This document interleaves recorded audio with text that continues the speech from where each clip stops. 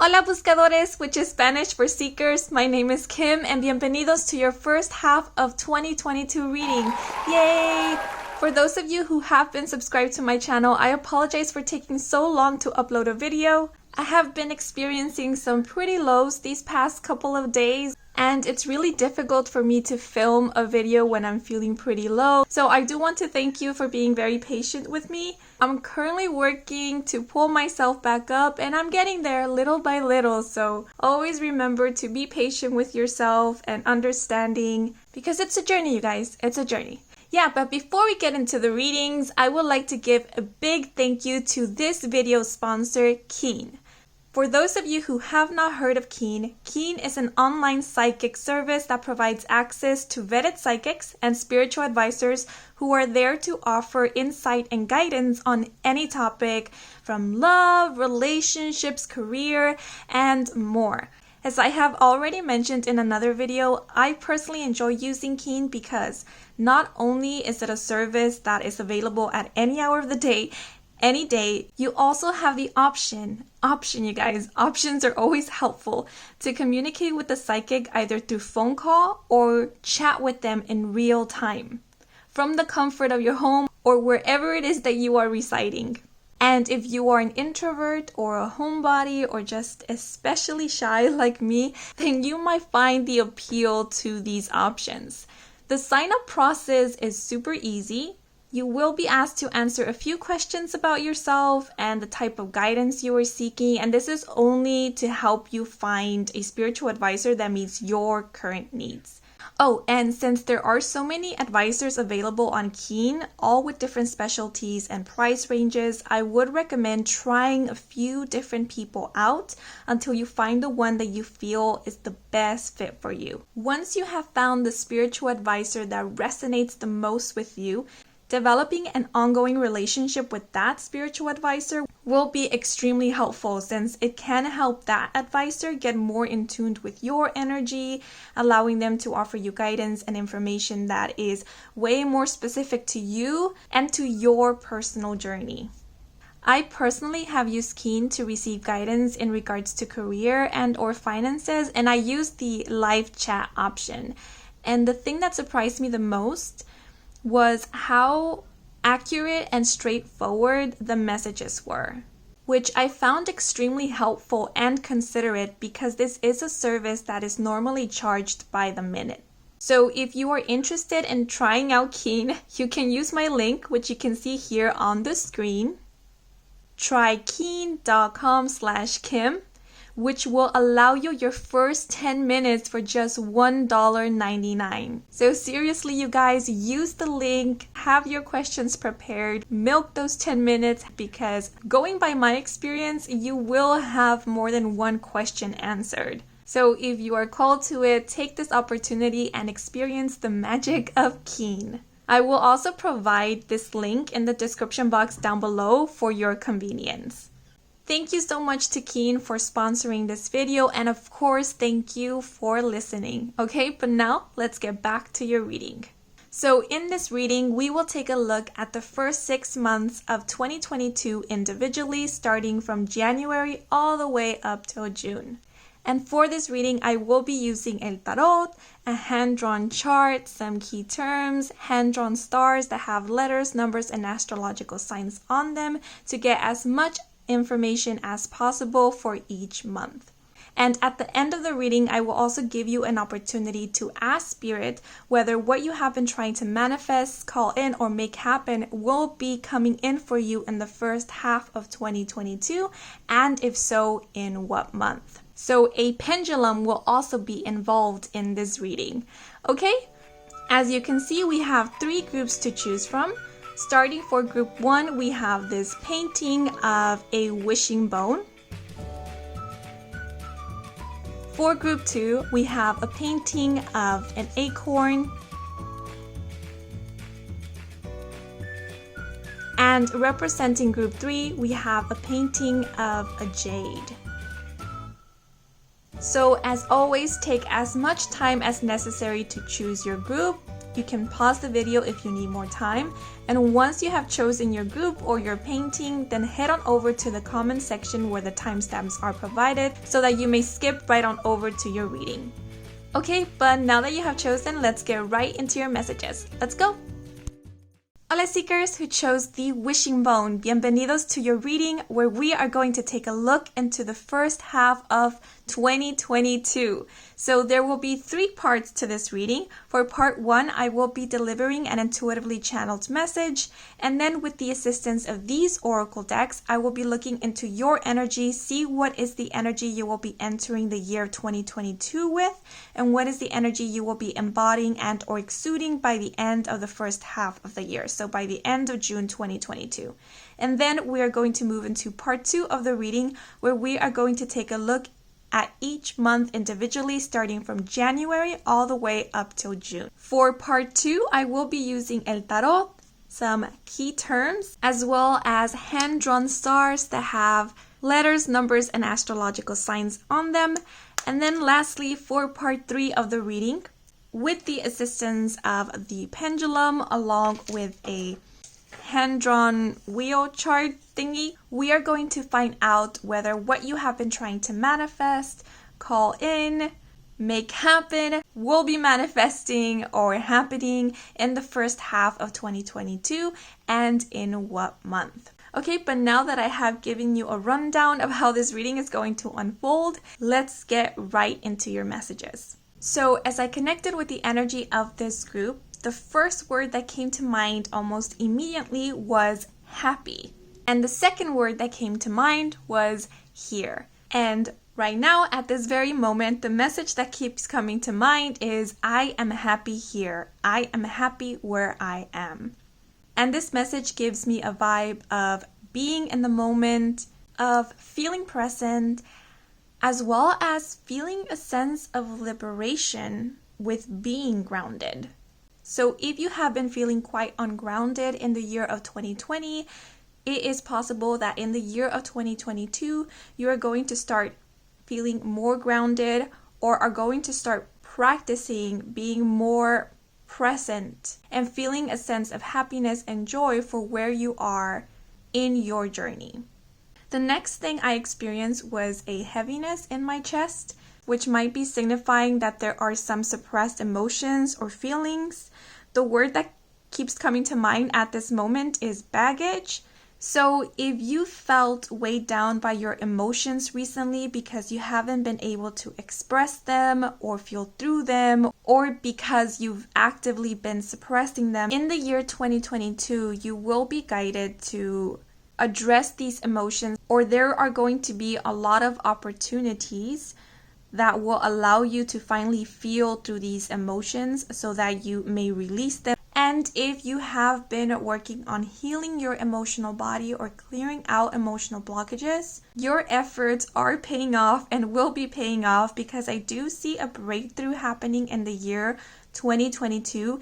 It might be towards the end of the first half of the year, because I do feel like there's still a little bit more that needs to be worked through or cleared out. At the beginning of 2022, you will still be working through some stuff, but it feels like pushing through the very last residue.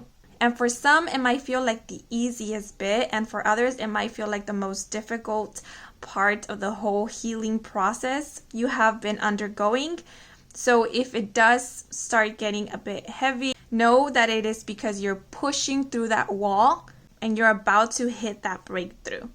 And you guys did choose the wishbone. So what I had in mind when I drew this one is wishes coming through. So whatever it is that you have been wishing for, praying for, whatever it is that you have been actively working for or trying to manifest, Spirit is telling you that is one of the blessings you can look forward to in the year 2022, especially a wish that you made when you were connected to your heart space and felt to your innermost self and allowed yourself to dream without any limitations. This is a dream, a wish that has come from the purest of spaces. So it might even be a wish that you only made once, and it might be a wish that you made years ago. because I feel like the wishes that we make in the moment, when we don't overthink them, when we're just really feeling into our heart and being in the moment, those are the wishes that rings the loudest for the universe. Well, that's how I personally feel, and that's kind of the vibe I'm getting from this wishbone and from this group. Okay, but now I'm going to move into the cards. Oh, and one last thing. Whatever it is that you have been working hard for, like diligently on, that you have been persistent with it, you will see results in regards to that on the first half of 2022. And this could be in regards to anything. It could be in regards to your studies, to your career, to your personal endeavors, health, fitness, whatever it may be. It is just something that you have been working very hard on and have not given up on. But now we are going to work with the oracle cards to look at your energy. What is the energy you will be entering the month of 2022 with? This will allow us to take a better look at your evolution through the first... I'm a clumsy mess. Sorry, you guys. Through the first half of 2022. Okay, so what is the energy you will be entering 2022 with? So we have the koala with wisdom, and I'm going to pull out a clarifier.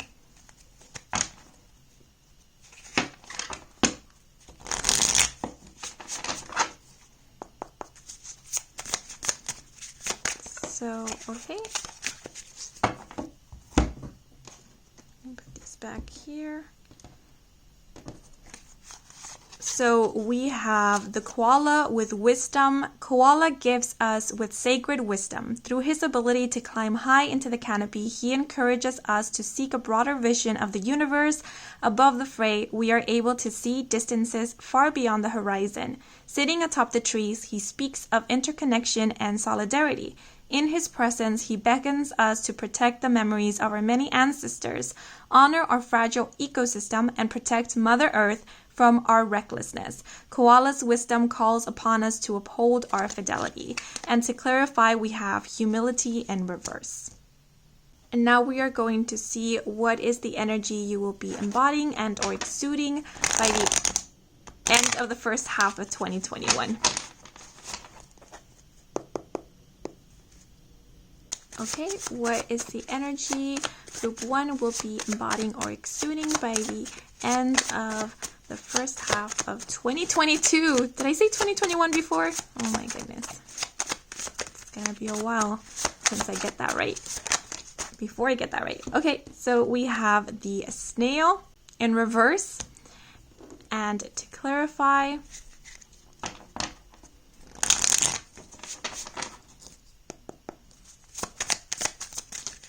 okie dokie, we have mystery. So for the snail card, we have patience. A champion of patience, Snail teaches us to embrace delay. When she is present in our lives, she reminds us to slow down. She teaches us to be wary of fixed, unrealistic deadlines. In our focus to achieve, life may pass us by. She encourages us to appreciate the minutiae. Life is as much about the big moments as it is about the small ones. A gentle guide with the desire to prevail, Snail provides self-protection. Her spiral represents the origin of life. Okay, so for what is the energy you will be entering the year 2022 with, I'm getting two different interpretations. One of them is I see you working very hard to detach yourself from things that you know are harmful or detrimental to you in some way. So it might be from people, it might be from environments, it might be from habits, mentalities that have not been allowing you to truly tap into your emotions, to be vulnerable, to be yourself. Because with this humility card in reverse, it's giving me this vibe of confusion. It almost feels like an environment in which the more you reside in it, the more confused you are about how you truly feel, whether your emotions are valid or not, and whether or not it is okay to express your emotions or your feelings. So some of you might have figured out that in order to heal or in order to have clarity on a situation or within yourself, distance is needed between you and an environment, between you and a person, maybe a way of thinking, or as we mentioned, a habit. And you have been working on creating that distance little by little. And if that is the case, I feel like you have been making some progress. Things might not be as clear, but I do feel like there is more clarity than there was before. At least that is the energy I see you coming into the year 2022 with a bit more clarity. And a better sense of self is what I'm getting.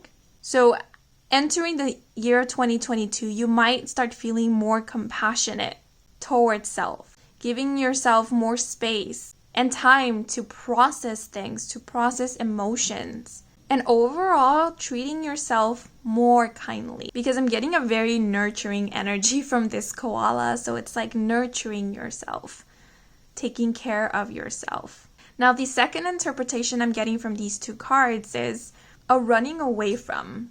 So it's again that vibe of distance, but rather than actively creating distance to heal, this feels more like running away from something to avoid the healing. Or if it's not actively avoiding the healing, it might be inadvertently avoiding the healing, because this is the thought process that is coming through. The more I detach myself from my emotions, from my feelings, the better I will be able to understand them. The farther I get from my emotional self, the more clarity I will have. Or the less I will feel pain, or the less likely it is that I will get hurt in some way. And if this is resonating with you, I do sense some emotional detachment, a detachment with your own emotions happening entering the year 2022. And honestly, I feel like I just want to ask, have you guys been too hard on yourselves lately? Because the thought that keeps popping up in my mind is, I'm undeserving. I'm undeserving of love. I'm undeserving of affection. And if that has been your thought process as of late, I mean, you're showing up as a koala. The koala for me exudes pure love and affection. You are deserving of love and you are deserving of affection. So I do see working through reconnecting with your emotions and thus with yourself and allowing yourself to feel the affection that is given to you from others, as well as allowing yourself to feel affection for self and realizing that you are worthy of love and that you are loving and that you are lovable. And this message just came to mind, knowing that you don't have to have it all figured out right now, because you're working through a lot of stuff and you're learning as you work through this stuff and as you grow.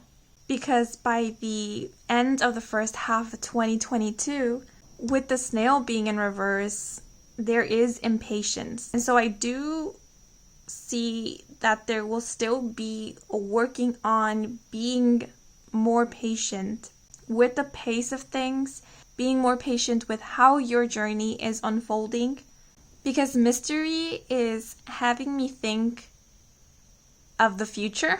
You know, we can't tell for sure what is waiting for us in the future or what will happen in the future. It's a mystery. We might make guesses, we might assume, we might pull some tarot and oracle cards to get an idea of what may happen. At the end of the day, it's a mystery. Like I often like to remind myself, not everything is written in stone. So oftentimes we write our story as we go. But that feeling of the unknown can cause us to want to rush into things or race to the future. And that can cause impatience, that can cause frustration, that can often even lead one to feel like they are not doing enough or they're not progressing fast enough. I also feel that by the end of the first half of 2022, there will be more of embracing the unfoldment of things, not holding on to how something should happen or when it should happen. It's sort of like releasing control over the unfoldment of things and embracing the mystery of it all. And I do not feel this is a message about trusting blindly in the universe and in divine timing and being passive. This is more about being in the moment so that you can see what is unfolding at the moment and have better clarity of where you are in your journey. Because the more present that we are, the less we feel lost, the less we feel like we are wandering. And being grounded and in the present also allows us to have better clarity of what is in our control and what is out of our control at the moment. And once we realize what is out of our control, we can give that up to the universe. It's like we make more space to focus on what we can control. And it liberates us in a way. It takes some of the weight that we are carrying on our shoulders. So by the end of the first half of 2022, I see you releasing or letting go of that which you cannot control and focusing on that which you can control. And in doing that, releasing some of the impatience or frustration that you might have been experiencing up until that point. But by this point, I do see a lot of you possibly starting on new projects, maybe having new goals, new ambitions, new dreams, or by this point you are trying to manifest new things or are already feeling that your manifestations are coming in or that you're about to see results from your hard work, and maybe that feeling of something is about to come in, something good is about to happen, is causing you to feel more impatient or is causing you to want to know more about what is waiting in the future. And then that will result in learning how to let go, how to release control, and how to be patient with how things are unfolding. Yeah, but that is what I'm seeing with these oracle cards. But now I am going to move into the tarot and take a look at each individual month. Okay, so as you can see, I have this hand-drawn chart with 6 sections, and each section is representing a month of the first half of 2022. And so what I'm going to do is I'm going to shuffle around these key terms and see in what month they decide to fall on, and this will let us know more about what main themes each month will cover. So we already have foundation for February. I always have trouble pronouncing that month's name. Okay. Any more?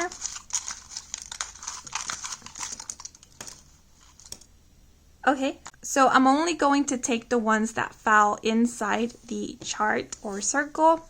And now I'm going to pull out some stars that have letters, numbers, and astrological signs on them, and it's going to be the same process. Okay, so I think that's it. And again, I'm going to remove the ones that fell out of the circle. So now let's see what fell out for you guys. So for the month of February, we have the letter W with the key term foundation. And I'm also going to take the number 8 as well. For the month of March, we have the astrological sign Gemini and the key terms union, and connection. Interesting. And for April, we have the key term Tower. And for the month of May, we have the key term love, health, as well as the numbers 3, the letter H, and the letter A. And nothing fell out for June or January. But don't worry, because I'm still going to pull out the cards. Doesn't mean that those months are going to be uneventful. And I will refer back to these key terms and stars as I pull out the cards. So we will start off for the month of January. So what will be happening in January of 2022? And we have 10 of Bows, responsibility, which is the 10 of Wands in traditional tarot. So for the month of January, I see you guys reaching the end of a very long and arduous journey. As I mentioned previously, some of you might already be on a healing journey. And if that is the case, I do see you entering 2022 still working through this, yet getting closer and closer to the end of this specific journey. And I like to point out how we have the key term foundation for the month of February. And foundations always remind me of new beginnings. And the number 10 speaks about endings and conclusions, the closing of a cycle. So I do see a cycle ending by the month of January. And I was speaking about feeling this heaviness. And as you can see, we have this person who is carrying this heavy load on their back, on their shoulders. And so whatever burdens you have been carrying, be it responsibilities, be it baggage, you will be working on releasing this in the month of January, or releasing the final bits of it in the month of January. I do get this energy of feeling lighter as you go. So this is a working through something. So in the month of January, I still feel this heaviness going on. Some of you might be feeling fatigued, tired. Some of you might still be feeling that heaviness in your chest or that burden on your shoulders. Yet remember the message at the beginning where I spoke about pushing through that wall, and how for some of you pushing through that final wall might feel the most difficult, but it will be a sign that you're about to reach your big breakthrough. And see how this person is about to make a turn?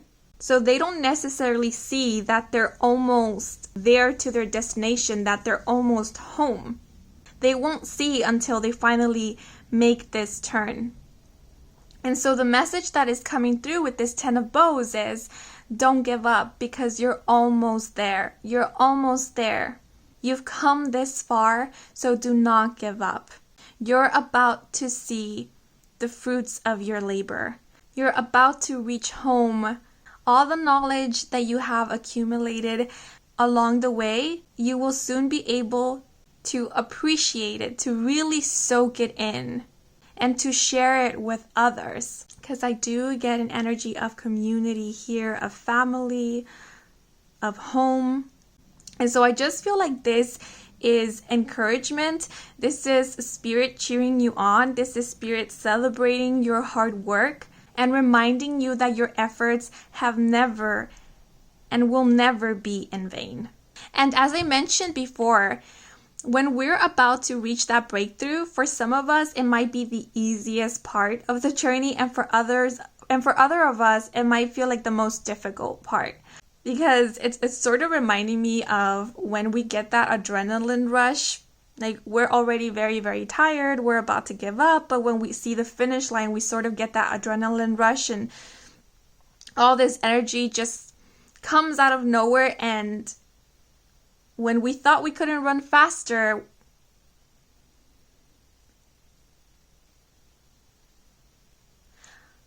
when we thought that we had reached our limits, we realized that we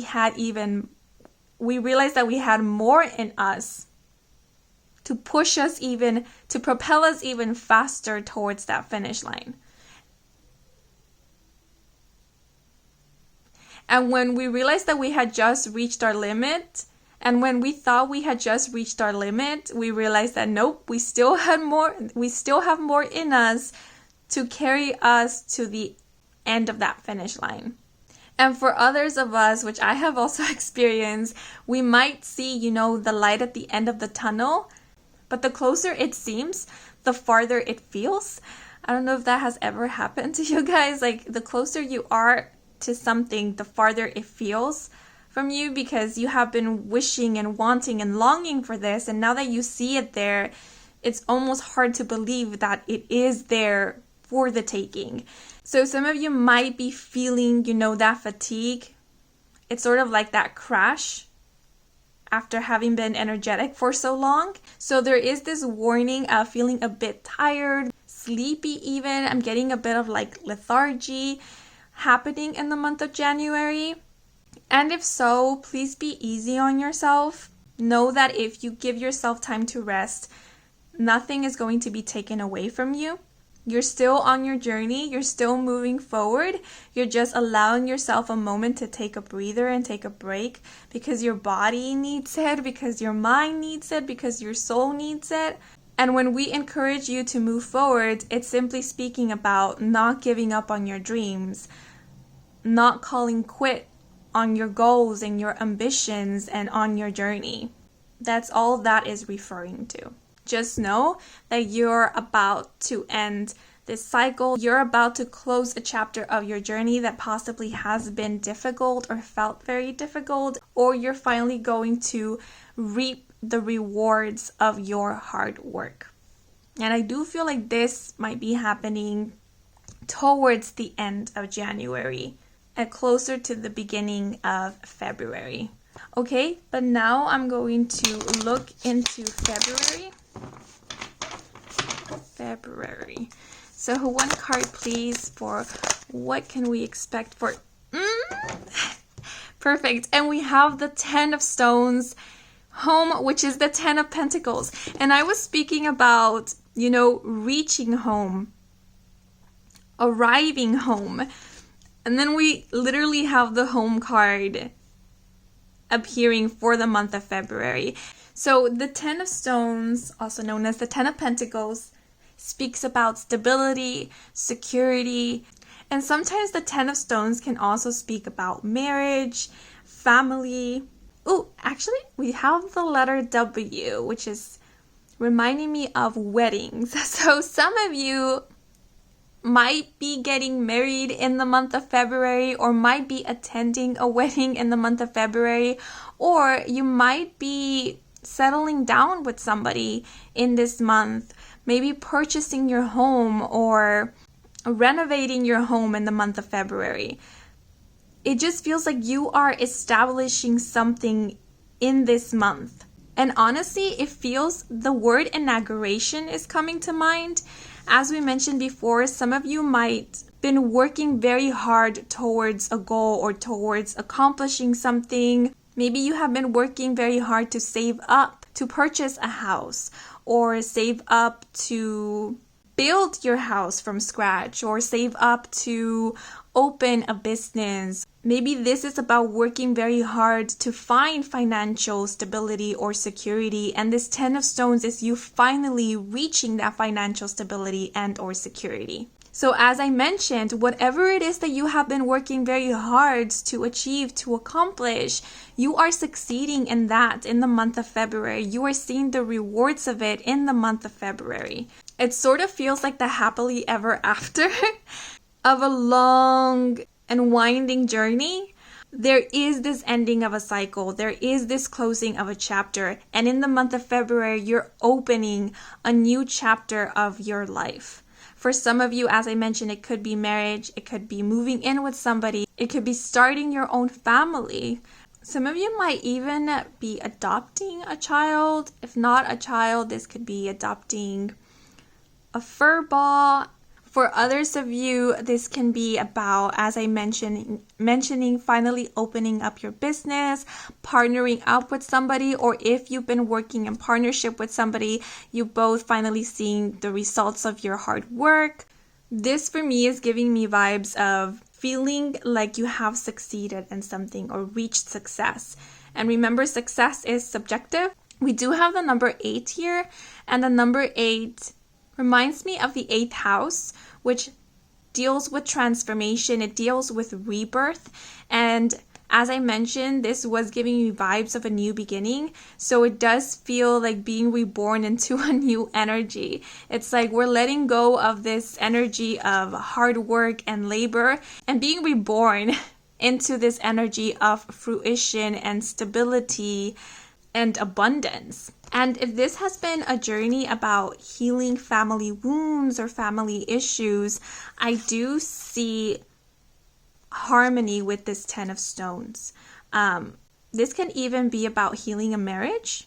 I do see this coming together of two people, because we do have a representation of masculine energy here and feminine energy. And as you can see, there's two paths that come together, integrate as it's reaching home. So if some of you have been working towards union or reconnecting with somebody, I also see that happening for you guys. And look what we have for the month of March. We have union and connection. This might even be working to save up in order to travel, to come back home, or to reunite with somebody who might have been at a distance from you. Yeah, but I do see success here, stability, security, abundance. And feeling at home, feeling at peace. It's this energy of serenity. You can now take a break. You can now rest without feeling guilty, with a smile on your face, knowing that your hard work has paid off, knowing that you've made it is the energy I'm getting. The number 8 can also be denoting that the 8th day of February might be pretty significant for some of you. Okay, but now I'm going to pull out a card for the month of March. Oh, that one came out pretty quickly. So we have the Two of Bows with decision, and this is the Two of Wands. So the Two of Wands usually speaks about travel. So I didn't mention traveling with the 10 of Stones. And this Two of Bows might simply be confirming that yes, some of you will be traveling in the first half of 2022, especially if that's something that you have been working towards or have been wanting. And for some of you, this traveling will allow you to reunite or be with someone that is very significant and special to you. Because we do have the key terms union, we have connection, as well as Gemini, which is represented by twins. And that is reminding me of counterparts, of someone who mirrors you, or someone that you have a deep connection to. And I'm noticing this kind of, we have like two wands here, we have two pillars here. And as I mentioned, one is representing masculine energy and the other one is representing feminine energy. And so I'm getting a similar vibe with this Two of Bows, in which one wand is representing masculine energy and the other wand is representing feminine. And this being in the middle is representing universe, the divine, or a spirit guide. And so if this has been a journey that has involved two people, this card is letting us know that the universe, your spirit guides, the divine, has been helping you both in this journey. Every time you're about to give up, they come in and infuse a little bit of passion, a little bit of energy and motivation to help you keep moving forward. Because look, they are standing at the top of this hill or mountain, high up in the stars. And so they have this bird's eye view and they can see how close you are to accomplishing your goal, to reaching home, to union. And so seeing how close you are, it's like, they can't let you give up. And you know what? This doesn't necessarily have to be about two different people, you and another person. This can also be speaking about you as a whole. Because union doesn't only happen between two people. It also happens within the self, because we also hold both masculine and feminine energies. And so this 10 of Bows can be speaking about a journey to reconnecting with yourself, to integrating both your feminine and masculine energy. And in the month of March, we finally have that union happening, that merging of both the masculine and the feminine. And this being in the middle can very well be representing your higher self. Because Gemini, or the twins, also speaks about duality. And so this is you accepting yourself as a whole. And through that integration, gaining a higher perspective. And not only feeling connected with your true self, but also feeling a connection with all that is, with the cosmos, with the universe. So in the month of March, some of you might be traveling, and through this travel might be uniting or reuniting with someone of great significance, or maybe through this travel you find inner union.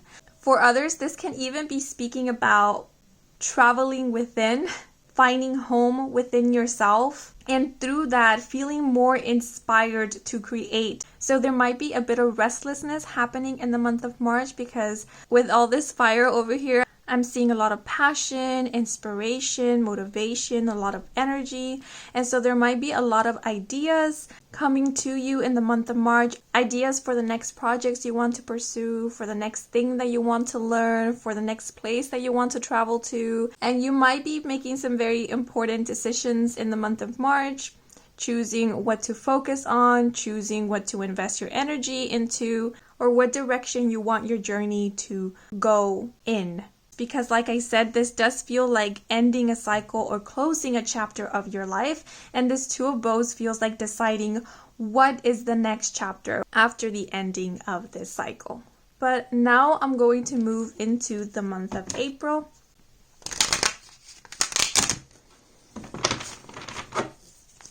So what is happening in the month of April for group 1? And we have the Five of Vessels, Ecstasy in reverse, which is the Five of Cups in traditional tarot. So the Five of Cups in reverse speaks about acceptance, moving forward, letting go of the past, letting go of sorrows, healing and forgiveness, as well as overcoming despair. Now, I do realize we have the key terms Tower here, and this was inspired by the Tower card in the tarot. It signifies a sudden or unexpected event that really shakes your foundations. These events are often to help reveal something important to you, or help you realize what is stable and what isn't, what is grounded in reality and what is an illusion. And so Tower moments, they often help us become free of something that has been holding us back or something that has been limiting us. So oftentimes Tower moments can be seen as awakenings. So there will be some revelations occurring in the month of April. And because we do have the Five of Cups, cups being associated with the emotional realm, that which is falling away, that which is being released in the month of April, will have to do heavily with emotions or an emotional aspect. And that was kind of the main theme we were getting at the beginning when looking into your energy, is getting reconnected with your emotions. It's healing your emotional body. So whatever it is that you have been suppressing, whatever it is that has been difficult to acknowledge or to let go of, in the month of April, universe is intervening in a way. Tower moments usually happen as some type of divine intervention. So just to give you an example, if it is the case that you have had difficulty connecting with your emotions or feeling into your emotions, there might be an event in the month of April that will impact you in such a way that you cannot deny what it is that you are feeling, that you can no longer suppress whatever it is that you have been suppressing. And if it is the case that you have already gone through a major Tower moment in your life, I feel like in the month of April, you are healing the effects of that Tower moment. Maybe you are coming to realize why that Tower moment happened, or you are reaching the last stages of mourning or grieving whatever has been let go of, whatever has ended, and you are finding peace. And because we were getting this message of reaching an inner union or a union in the month of March, I feel this in itself will help in the healing process, so that now you can revisit this Tower moment or this very difficult situation that might have happened in the past if it does not happen in April, and feel or grieve the pain without running away from it, and in that way healing it and releasing it and finding that peace we were speaking of. And also, when we become more aligned with our higher self, with our true self, it almost happens automatically that that which is not in alignment with us starts falling away. And when that falling away happens, it can feel like a tower moment because it's almost immediate, it's so unexpected. So some things might be ending. So if there is an ending, that's a telltale sign that a new beginning is awaiting for you just around the corner. And it's something that is in alignment. So I do see a lot of healing happening in the month of April, as well as an energy of moving forward. Okay, but now we are going to move into the month of May. So okay, that one came out really fast. So we have the Four of Vessels, which is the Four of Cups, with the key term boredom. So this card speaks about dissatisfaction, disillusion, discontentment, feeling disconnected from your external environment, feeling disconnected from what is happening around you. Now we do have the key terms love and health for the month of May. And we also have the letters H and A, which is the first two letters of the word happy, which was a word that was channeled at the beginning of this reading. So in the month of May, I feel like there is a lot happening around you in your life, but it might be that you are not really seeing it, or you are not acknowledging what is growing, what is unfolding right in front of you.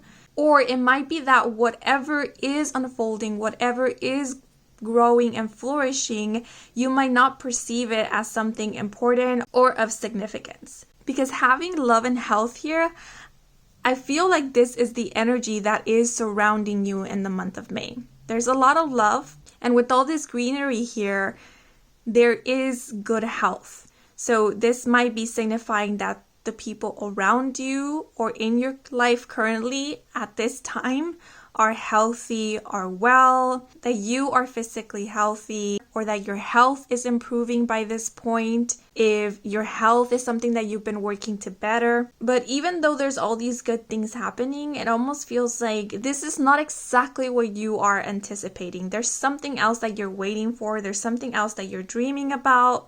There's something else that you're possibly longing for in the month of May. And when that happens, we feel like we're missing out because whatever it is that we want is not here yet, and not having that which we want right now makes us feel like we're in lack. So there might be a little bit of that going on in the month of May.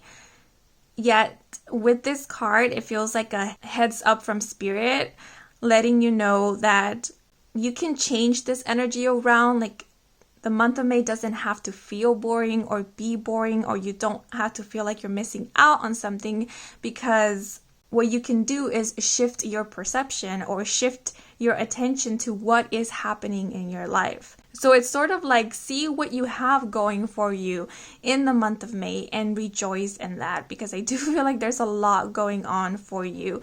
This greenery here and how the vessels are overflowing with water, it's making me think of abundance. So for example, if you do have a business and you have established a business by the first half of 2022, with this Four of Cups, I see that your business is doing very well. You know, like money is coming in. This stability and security we were speaking of before is still ongoing.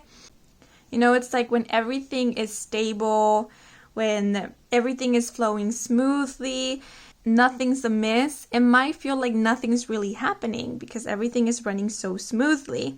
And if we're used to hustling and bustling and fixing problems and facing challenges, this peaceful energy or this stable environment might be a whole new experience that can make one feel a bit lost if they're used to that hustling and bustling. So this Four of Vessels is almost making me think of adapting to this new environment and coming to appreciate the slow pace. And it's sort of like finding happiness or joy in new things. This is a time to do things that you want to do. This is a time to maybe put your focus on things that you have disregarded previously or had to put on hold previously because you had other major responsibilities. So take this month to do the things that you wanted to do in the previous months when you were busy. Take this month to take better care of your health, possibly your physical health, your mental health. Take this time to be with your loved ones. Take this time to create. We do have the number 3, which is a number of creation and creativity. So I do feel like this is simply a message of enjoy the moment, enjoy what is growing around you, what is flourishing, what is blossoming, and bask in all that you have reaped thus far. Okay, but now we're going to look into the month of June. So what will be happening in the month of June for group 1?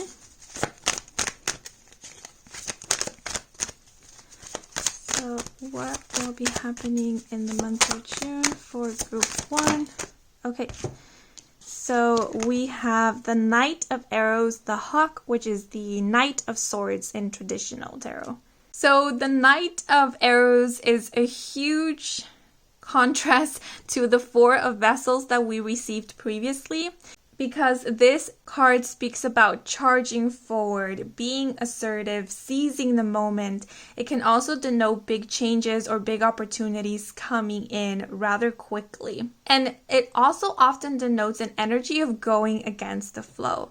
So where the 4 of Cups was asking you to go with the flow and to embrace the moment, the Knight of Arrows can signify a bit of a rebellious energy, somewhat impatient with how the pace of things are going, and rather than choosing to go with the flow, goes against it, wanting to speed things up. And it was very much the message we were getting at the beginning with the snail and reverse and with the mystery card.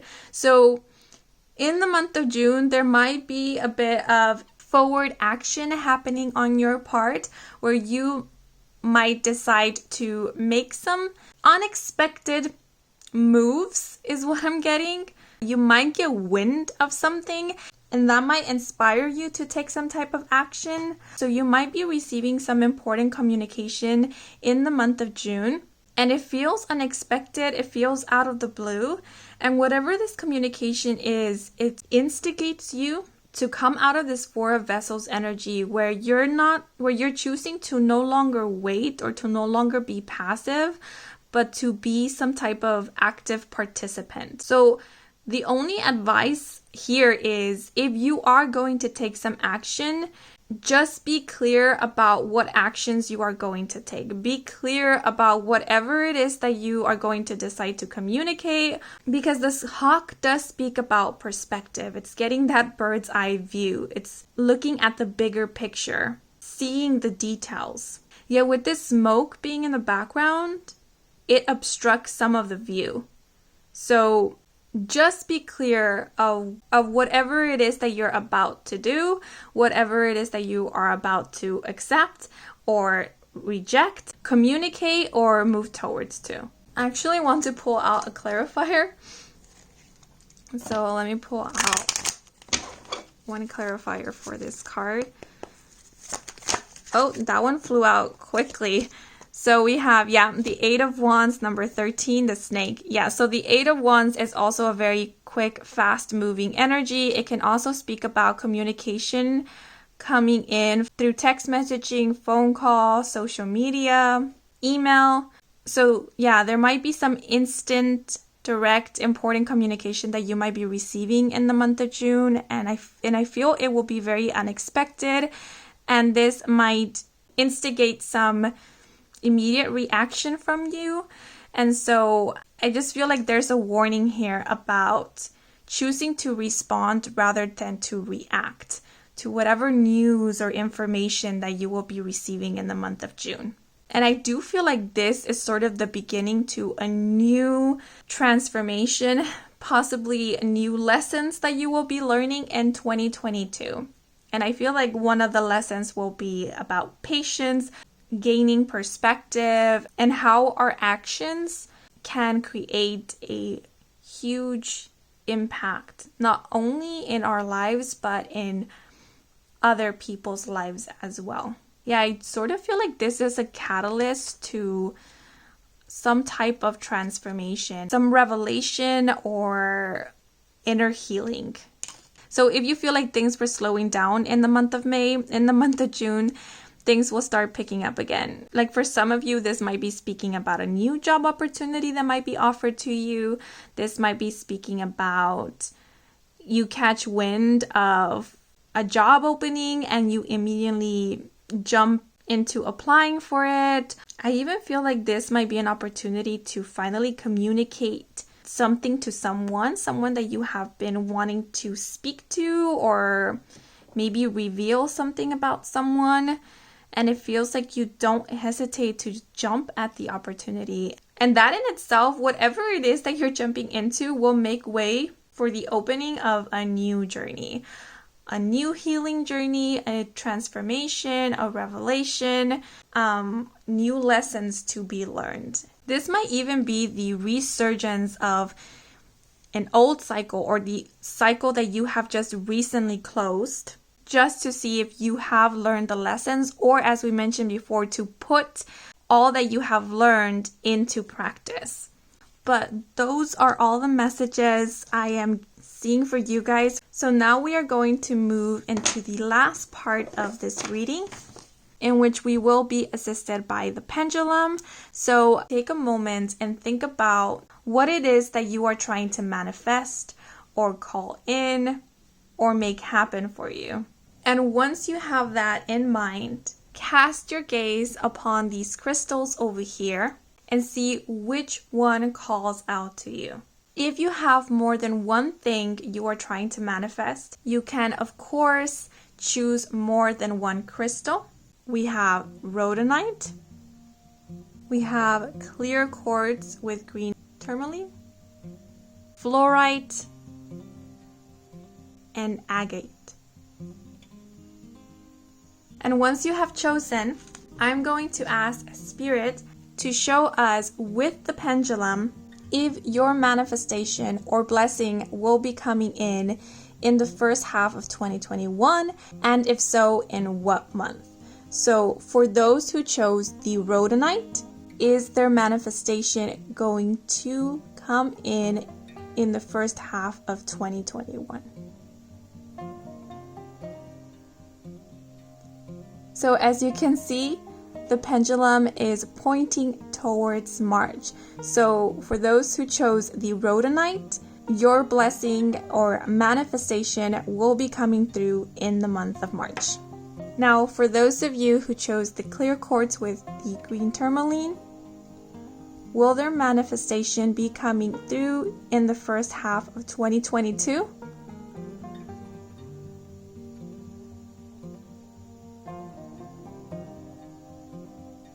As you can see, the pendulum is pointing towards April, so your blessing or manifestation will be coming through in the month of April. Okay, so for those of you who chose the fluorite crystal, will their manifestation be coming through in the first half of 2022?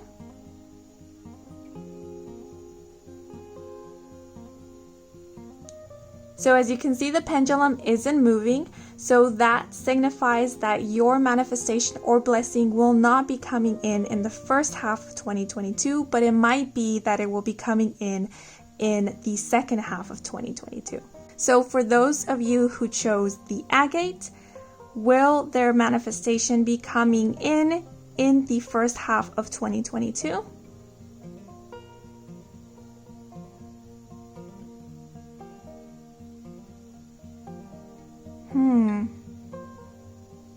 So as you can see, the pendulum is going in circles and it's not pointing towards any month. So whenever the pendulum does this, for me that denotes an unknown, or that spirit does not want to say. So it might be that things are still at play. It might be that divine timing is at play, or that spirit wants this to be a surprise, so they really don't want to give any information away. So I can't really say if it will be coming in the first half of 2022. It might be, or it might be coming in later. Okay, so that is all the messages I have for you guys. I hope you enjoyed this reading. I hope it brought some guidance, some clarity. If it did, then please leave a like or a comment. Let me know how it did resonate in the comment section down below. And if you want to stick around for more readings with me, Kim, then please do subscribe. I do offer personal readings. All the information is in my website, and the link to my website can be found in the description box down below. Thank you so much for watching, and until the next moment, bye bye. Hola seekers who chose the acorn, bienvenidos to your reading, where we are going to take a look into the second half of 2021, and there are going to be 3 parts to this reading. So for part 1, I am going to deliver an intuitively channeled message, and then I'm going to work with these oracle decks over here and see what is the energy you will be entering 2022 with, and what is the energy you will be embodying and or exuding by the end of the first half of 2022. And for part 2 of the reading, we are going to take a look at each individual month, starting from January all the way up to June. And for part 3 of the reading, we will be assisted by the pendulum to find out if whatever it is that you have been trying to manifest, call in, or make happen will be coming through for you in the first half of 2022, and if so, in what month. Now that I had given you a quick rundown of how this reading is going to unfold, let's get right into your messages. So as I connected with the energy of this group, the messages that came to mind were staying the route or staying the course, as well as going the distance, paving way or making way. And the last message that came through was going in depth. So I do feel that for the year of 2022, or at least for the first half of 2022, there's going to be a lot of growth, a lot of progress, and a lot of healing. I do feel this intense desire to want to learn more, to want to discover, and there is this energy of not wanting to settle, not wanting to stay above surface any longer, but wanting depth and searching for that depth. It can be in relationships, it could be in regards to the meaning of life, it can be finding depth within self, but there is this vibe of diving deeper into something. It can even be diving deeper into a passion, into a hobby. And for a lot of you, I do feel you will be starting a new project in the year 2022. You did choose the acorn, and when I painted this one, I was thinking of planting seeds. And the message, getting your hands in the dirt, just came to mind. So I see you guys being an active participant in the changes that are happening in your life in the year 2022. You are creating the changes for yourself, and they do feel like big changes or big shifts in your life.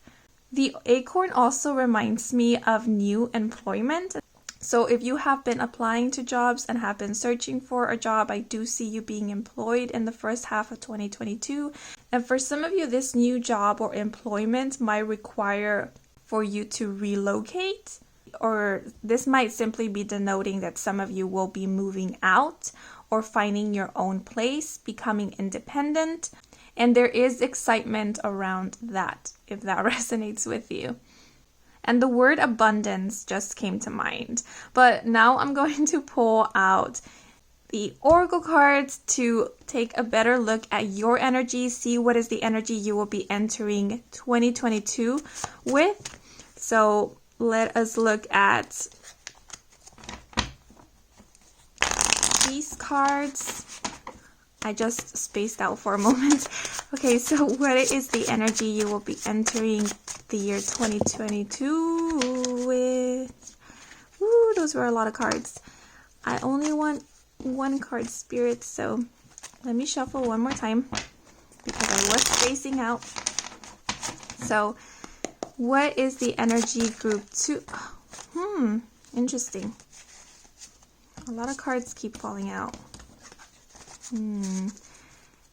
I was getting that energy of excitement for this group, so there is a bit of excitement going on here at the beginning of 2022. So let's see, what is the energy that group 2 will be entering the year of 2022 with? One card, please, to get the overall energy.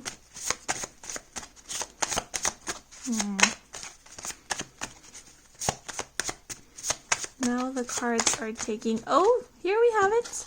So we have Heron, self-reliance. Heron is a solitary creature, strongly symbolic of self-reliance. With independence of mind, he finds freedom from erstwhile restrictions. Bygone concepts beget new perspectives. In juxtaposition to this liberated viewpoint, Heron coaches us toward cultivating healthy individuals to grow strong communities.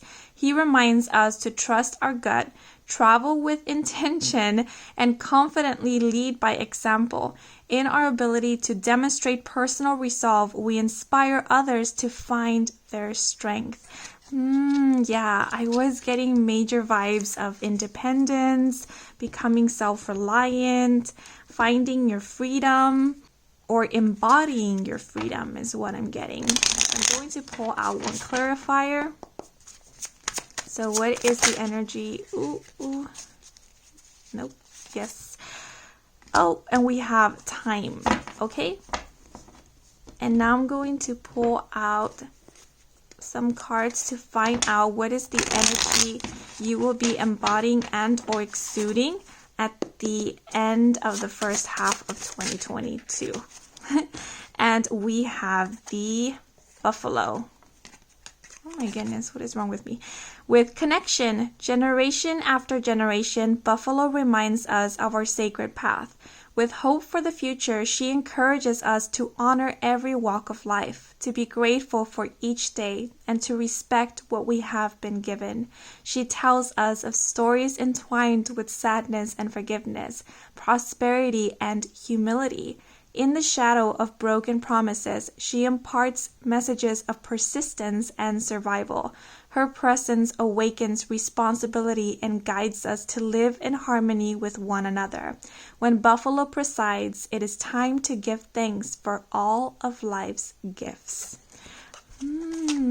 This reminds me of the message, staying the course, because it does give that vibe of persistence and determination.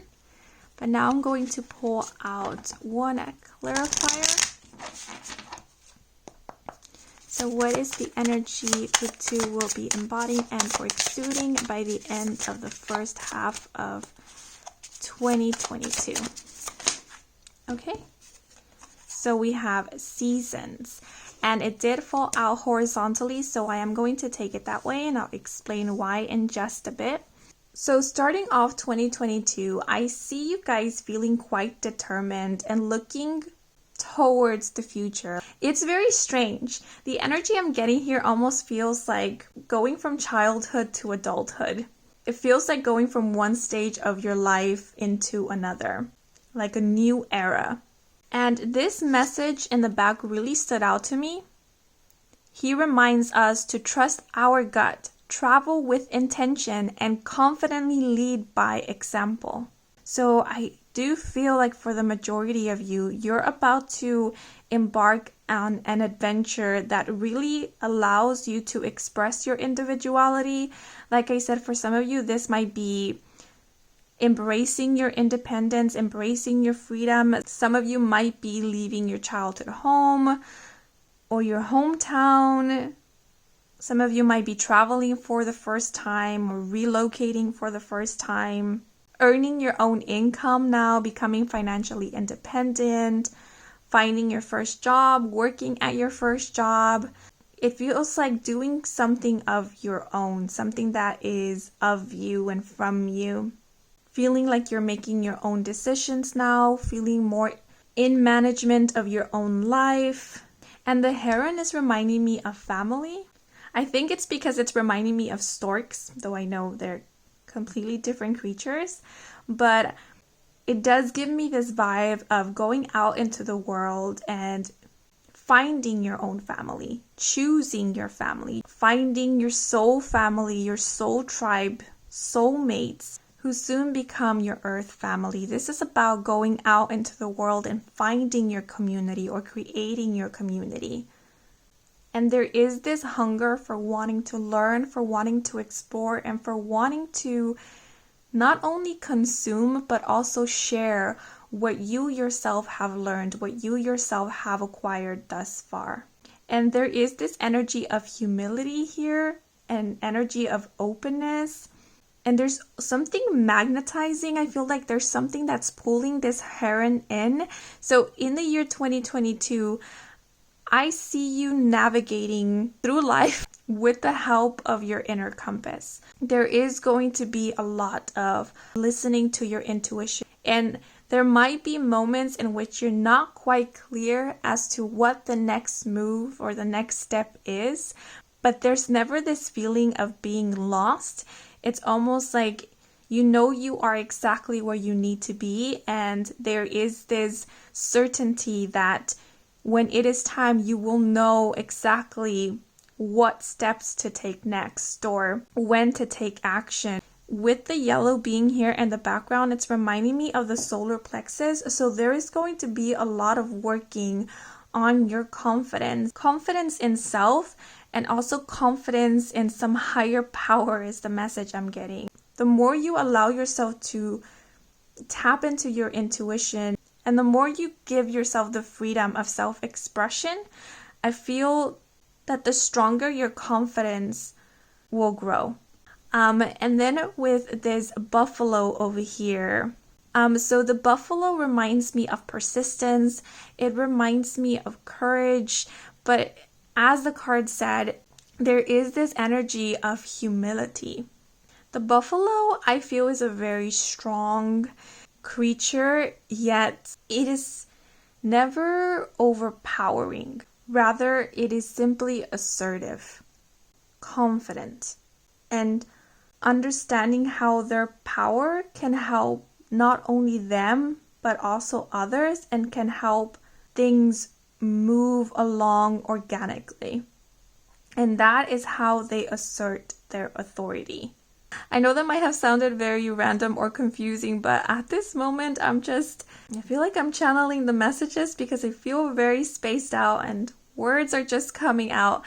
So I feel that at the end of the first half of 2022, there is going to be this understanding of how each person plays a significant role, not only in their own individual lives or personal lives, but also in the lives of others.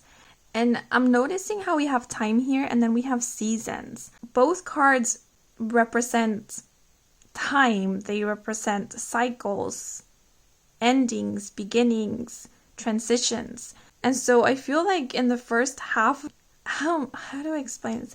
It's not necessarily learning how to go with the flow, but it's understanding how everything works together. For example, if something is being delayed, it must be for a reason, and it must have to do with another factor. It's not simply because the universe is trying to withhold something from you only. It must be because some other things are at play. I'm being reminded of the movie Benjamin Button. Is that what it's called? With Brad Pitt. In that scene in which you see how one thing affects the other and how our lives are more intertwined than we realize. Am I making sense? It just feels like the more that there is this understanding that there's more than one thing at play, there is this kind of surrendering to the flow of things, to how things are progressing, to how things are unfolding. And I feel like that's why we have the seasons card in horizontal, because when cards fall out in this direction, that to me denotes where the overall energy is being grounded on. And so this buffalo is being grounded on this energy of constant change and transformation and of cycles ending and starting, and it's constant. Change is always happening, and it's happening whether you see it or not. It's happening behind the scenes. And so nothing is ever really stagnant. Even when it feels like things are not moving, things are moving, things are happening. So I also feel like by this point, you might have already gone through some challenges, maybe experienced delays, maybe experienced so-called setbacks. I don't like to say that challenges make us stronger, but they do give us an opportunity to gain a newer perspective and to learn something new. And I definitely see you coming out of these challenges, learning something new. And I do see you ending the first half of 2022 acquiring so much wisdom, understanding. And I feel also a deeper sense of confidence because you know you play an important role as much as others do as well. And with the Seasons card, it's also reminding me of transformation. So I do see you guys continuously transforming, and it feels like you are going through so many transformations in such a short amount of time or span of time. I'm being reminded of a sponge, like you're absorbing so much knowledge, so much wisdom, so much understanding. And you're allowing yourself to absorb all of this. And this is allowing you to continuously transform and continuously end cycles and begin new ones and embrace this energy of change. And you're not letting time, linear time stop you. It's like, yes, I can grow and transform this much in the span of a couple of months, because time in itself is not what is relevant. It's not what is important. It's what you make of the moment is what I'm getting. What you make of what is being given to you in the moment and how much you reap from it. You guys are reaping a lot. Okay, but now it's time to move into part 2 of this reading. Okay, so for part 2 of this reading, we are going to take a look at each month individually, starting from January all the way up till June. And as you can see, I did create this little chart where each section is representing a month. So what I'm going to do is I'm going to shuffle these key terms here, which will allow us to find out more about what the main themes of each month could be. And I'm just going to let these fall and see in what month they fall in. So we will see what is in store for group 2 for the year, for the first half of 2022.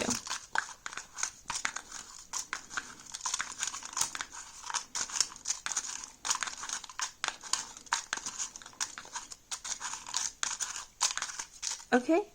I feel like 1, 2, 3. Okay, so I'm only going to take the key terms that fall inside of the circle. So I'm going to remove these ones.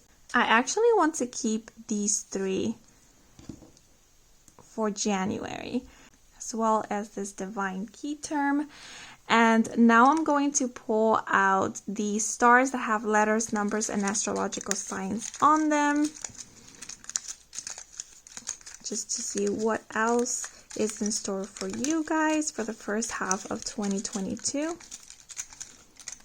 And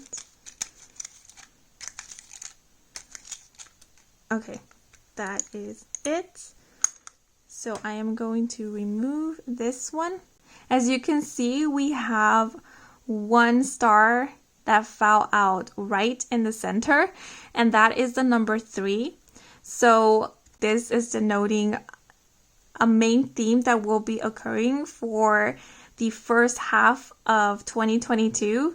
And the number 3 for me is reminding me of creation and creativity. So I do feel like the first half of 2022 is really going to allow you to come out of your shell or to express your individuality. You might be feeling very creative during the first half of the year, or you might explore more of your creative side or be more open to the energy of imagination. But I'm getting a lot of self-expression and authenticity happening for you in the first half of 2022. This is also reminding me of the 3rd house in astrology, which I believe is the house of communication. So your communication might be improving vastly in the first half of the year, or you are going to feel more free to communicate and express your thoughts and your feelings. You might also be forming new relationships in the first half of 2022 and feeling maybe even more social. I'm getting that vibe of coming out of your shell a little bit more. Some of you might even be inspired to learn a new language, or you will be learning a new language, or you might even be communicating with people who are from different backgrounds or cultures, who speak a different language. And I do get this vibe of traveling, or at least interacting with people who are from foreign countries. And this might be signifying that March might be an important or significant month for you in the year 2022. But for the month of January, we have the key terms healing, rest, and forgive. And for February, we have the key term divine, the astrological sign Gemini, which is associated with the third house, by the way. And we also have the letter M as well as the letter L. For the month of March, we have the key term success. And we do have number 9, and it fell right between March and April. So I'm going to leave it there. And then for the month of April, we have enlightened. And for the month of May, we have romance, as well as the letter G. And I noticed that the letter X fell right in between May and June, so I'm going to leave it there as well. And for June, no key terms or stars fell on it. And that doesn't signify that nothing eventful is going to happen that month, because we still need to pull out the tarot cards. So I'm going to leave these here, and I'm going to refer back to these as I pull out a card for the respective months. So first, we will take a look at the month of January and see what this month has in store for you. What will be the overall energy of January for group 2? Oh, interesting. We have number 9, the Hooded Man, which is the Hermit card in the traditional tarot. I really like this card because we actually have 3 characters of this deck featured in this card. We have the Hermit, we have the Wren, which is the Page of Swords in this deck, and we also have the World Tree, which is the World card of this deck. I apologize, you guys, my phone ran out of battery, but as I was saying, in January 2022, I see you guys being in solitude to either self-reflect, do some healing, and or rest. There is some soul searching going on at the beginning of the year. We do have the key term forgive, and we know that through forgiveness comes healing. So I do see you closing a lot of chapters at the beginning of the year. It is possible that you enter the year being in a hermit mode, and sometime during January is when you finally come out of this hermit mode. Because I do see with the Wren being here, some communication coming in during this month. It almost seems like universe, spirit comes knocking at your door with some opportunity or some offer, asking you, is it time to go back out into the world again? Are you ready to start this next chapter of your life, to embark on a whole new cycle? Because I do notice we have the number 9 here, and the number 9 reminds me of coming to the end of something. It's about tying loose ends. So in the month of January, it very much feels like you're wrapping up the year of 2021. You're making amends with whatever happened in 2021. You're maybe recuperating and recharging from a very busy 2021. So you might even be taking like a little mini vacation, or possibly even taking a social media break, or distancing yourself from like social media or from the busy day-to-day life. And you're finding space to simply go within. It almost feels like taking a moment to review the previous year and to really soak in everything that has happened thus far and understand the lessons that you have undergone and what you have learned from them, and maybe even analyze what is your soul calling you to do now. So sometime during January, I do see you receiving some type of communication. It might be communication from another person, but I do feel like it's more of a call from the universe, from spirit, and universe or spirit usually communicates with us. It could be through synchronicities and signs, but it could also be through opportunities, through offers, through doorways or ideas, epiphanies. So there might be an offer, an opportunity coming in for you in the month of January after you have rested, after you have done your healing, after you have tied your loose ends and making amends with whatever it is that you need to make amends in order to move forward. And these offers or opportunities might inspire you to go back out there or to start something new or to pursue something that maybe you have been wondering about. And this is your little nudge from the universe that yes, this is a good idea, or yes, you are on the right path, or venture into something that maybe you started in the past but never really completed. And Spirit is saying now is the time, this is the year to finally conclude this, to finally revisit this. Or now is the time to pursue your soul's passion or desires. Okay? But that is a beautiful card, starting off with the Hermit card, because it does feel like a fresh start. So if you are called to be in solitude, to rest or take a break, starting the new year or sometime during January, please don't hesitate to do so, because it might very well be what is needed to release 2021 so that you may have space to fully embrace whatever 2022 has in store for you. Okay, but now I'm going to pull out a card for the month of February. Oh, and two cards came out. Okay, so we have the Wanderer, which is the Fool card in traditional tarot, as well as the Forest Lovers, which is the Lovers card in traditional tarot. So we have so far 3 major arcanas in the first 2 months of 2022. So that is big energy right there. So the Fool card, or the Wanderer, speaks about new beginnings. Since it is the number 0, this is the before the beginning. As you can see, this wanderer is about to step foot into their new adventure, into their new beginning. And we were speaking about tying loose ends with this Hermit card, about possibly closing old cycles so that you may start a new one. So this to me feels like a reset. It is starting from 0. It is starting from scratch. It's a clean slate. Now, the Wanderer denotes a very joyful, innocent, youthful, and imaginative energy. This is the card that I personally associate with our inner child. It is a card about freedom and self-expression. This is the point in one's journey where you are free to choose your own path, where you are not restricted by limited beliefs or labels. You are free to imagine, to dream, and to explore.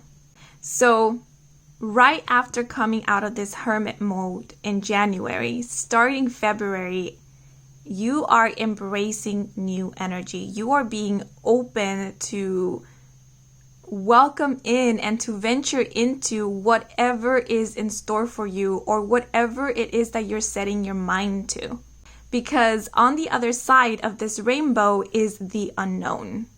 And as you can see, this wanderer is ready to embrace the unknown. And the rainbow is reminding me of faith. It's trust in the divine. We do have the key term divine here for the month of February. Because if you ever, quote unquote, fall, spirit, the divine universe will catch you. And then we have the Forest Lovers, which speaks about partnerships, relationships, divine connections. And I want to point out that the astrological sign Gemini fell out for February, and I do believe the Lovers card is associated with Gemini as well. So there might be someone of significance who might be a Gemini sun, moon, or rising.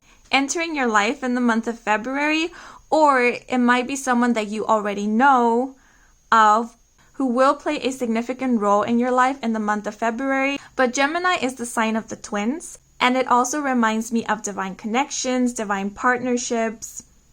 And whenever I look at this Forest Lovers card in specific, it always reminds me of two souls who before incarnating made a promise to one another, either to meet in this lifetime or to connect at some point in their journey, to cross paths, to partner up, to create or work together on something in specific.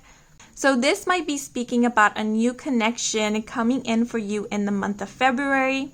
Because we do have the Forest Lovers here, this can very well be a romantic connection, but it doesn't necessarily have to be.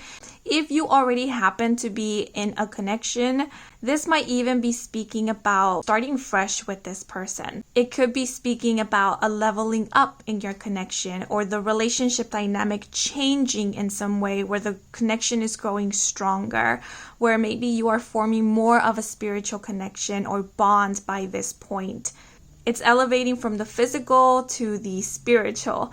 And for others of you, this can even be speaking about a union or a reunion with someone that you have possibly met in the past, or that you know of but you haven't really connected with in the physical.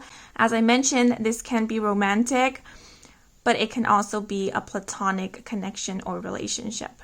But it definitely feels divine. It definitely feels spiritual.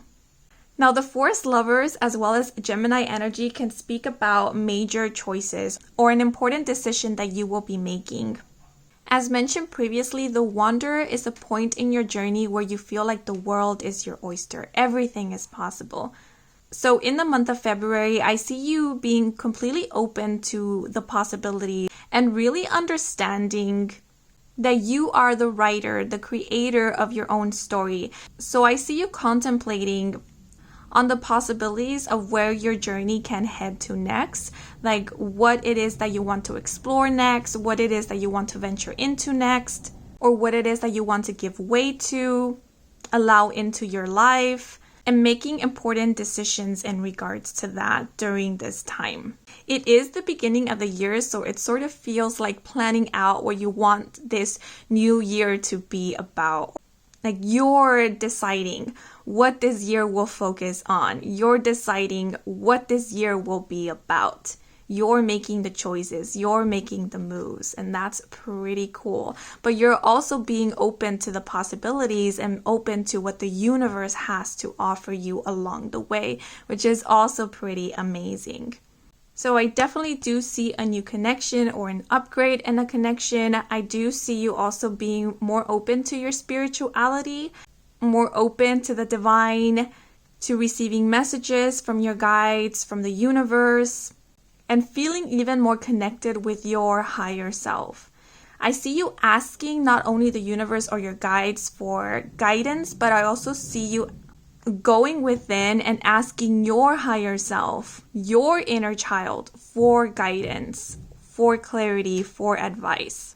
Yeah, and we do have the letters L and M here. So this might be letters of the first or last name of the person you might be connecting with or meeting during this time. And if you already know or have an idea of who this person might be, then this might serve as confirmation. But before I move forwards, I do feel called to mention that you have done an amazing job. You are doing an amazing job. You are definitely on the right track. And this hermit time in January, I feel it's more for you. It's so that you can look back and see how much you have traveled and how far you have gotten and how much you have evolved and grown. And it's sort of for you to give yourself a pat in the back because you have carried yourself so far, and Spirit wants to acknowledge your efforts, your perseverance, your work, your love towards self, towards your journey, and towards others as well. So yeah, okay, but now I'm going to pull out a card for the month of March. So what will be happening in the month of March for group 2. One card, please. Okay. So we have the King of Arrows, which is the King of Swords in traditional tarot, and it did fall out in reverse. So the King of Swords is associated with the air signs, Libra, Aquarius, and Gemini. And I mentioned that because we did have Gemini previously for the month of February. So this King of Arrows might very well be representing the person that might be coming in or that will play a significant role in 2022 starting in the month of February. So with this king being in reverse, it can denote someone who is lacking a bit of structure and discipline in their life. And it's interesting because we had the Wanderer fall out previously, and the Wanderer is very loose.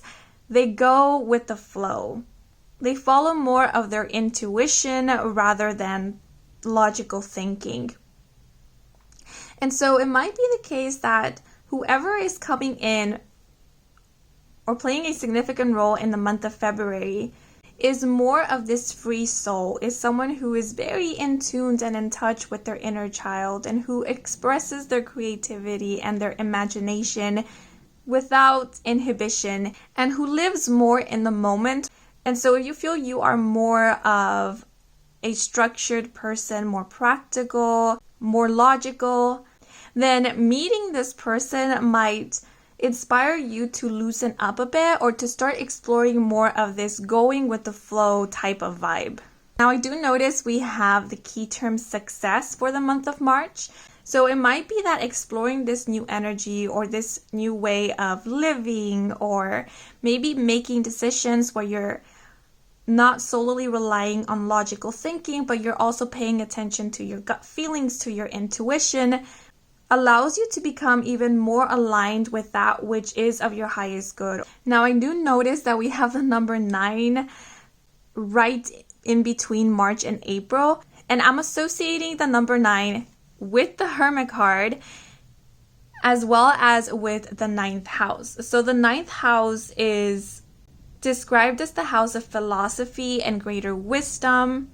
I believe it speaks about spiritual enlightenment or spiritual inclinations.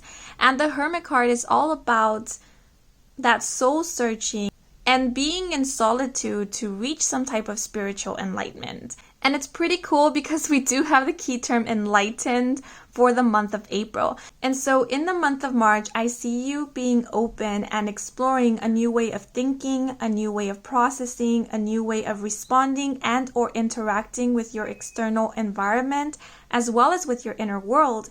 And you're seeing that it's reaping some positive results. It's like at the beginning of the month, you are testing waters and exploring, and by the end of the month, you are making conscious choices of what did work for you and what didn't work for you. And I see you actively choosing to make some changes. So you might be changing some routines, some belief systems, your perspective or perception might be changing as well in regards to specific themes or in general. But I definitely see you exploring new things in the month of March, especially in terms to your belief systems, in terms to routine and habits. And I also see you making some changes as well by the end of March. And it's highly possible that who inspires these changes or opens you up to this new way of thinking or this new energy will be a person of significance, and I feel it will be the person who will be entering your life or playing a significant role in your life starting in the month of February of 2022. Okay, so now let's see what is in store for the month of April. Okay, so we have the 5 of Bows Empowerment, which is the 5 of Wands in traditional tarot. Actually, this card fell out horizontally, so that is how I'm going to take it. When cards fall out in horizontal, I personally see it as either the base or foundation of the overall energy, or it can denote a stagnant or blocked energy. Or it sometimes can even represent a neutral energy. which I feel is the case for this specific spread. So the Five of Bows, when it is upright, it speaks about conflict, arguments, competition, opposition, and disagreements. It's a very defensive energy, as you can see by this image. The ego is at play here, is the one at the forefront. And whenever I look at this Five of Bows in specific, I'm always reminded of a wounded ego. It is pain and hurt that is coming to the forefront and making decisions. So it being in horizontal, I feel like this is an energy that is being stabilized in the month of April, because we do have the key term enlighten, and again we have this energy of the 9. And remember that 9 is about tying loose ends, and we started off the year with the energy of forgiveness and healing. So it might be the case that in the month of April, resentment or past resentment, anger, frustration will surface up. Yet, these feelings, emotions, or this energy is not going to take over. Yes, they will come to the surface. Yes, you will feel them. Yet you are not letting these control your actions or your decision making, because look at the key term we have for this card, empowerment. And so this is about you taking back your power. And I feel there is this kind of enlightenment about how your emotions don't control you, how they can have an effect on your state of beings, but they don't have to control you or your way of living. So this can very well be speaking about you are coming to a point in which you are learning to manage your emotions better, or to better understand them, so that you won't feel at a loss whenever they do surface up, and you feel more in management of them. And remember, this is not about pushing the emotions away or suppressing them, because you are feeling them, but you're not allowing those emotions to drown you, or you're not allowing those emotions to overcome you.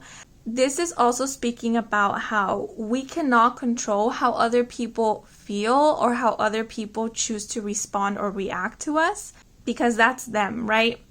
It's sort of like becoming aware of how much power you are giving to others by how much you are allowing others, people's actions towards you affect the way that you see yourself or the way that you feel about yourself. It's sort of like not allowing another person to define who you are by how they treat you, by how they feel about you.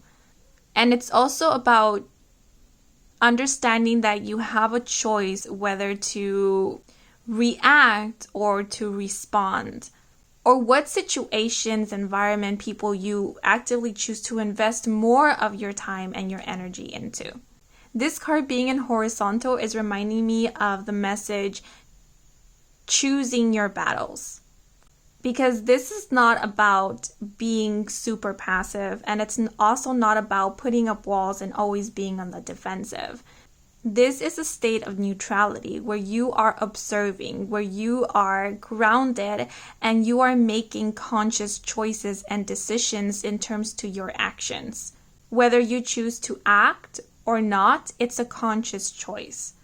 What you choose to communicate or not communicate, it's a conscious choice. What you choose to accept or reject is a conscious choice. And that's the major vibe I'm getting from this enlightened key term. So in the month of April, I see you feeling empowered. I see you taking back your power. And also, we see how there's bows that are being represented. And I see these bows as offers. It can be offers given to you by other people. It can be offers given to you by the universe. As we mentioned before with the Hermit card, opportunities, ideas. Yet, even if it's coming from the universe, even if it's coming from someone else, you're contemplating on what is being offered to you and making conscious choices, which is pretty awesome because that's you being in your power.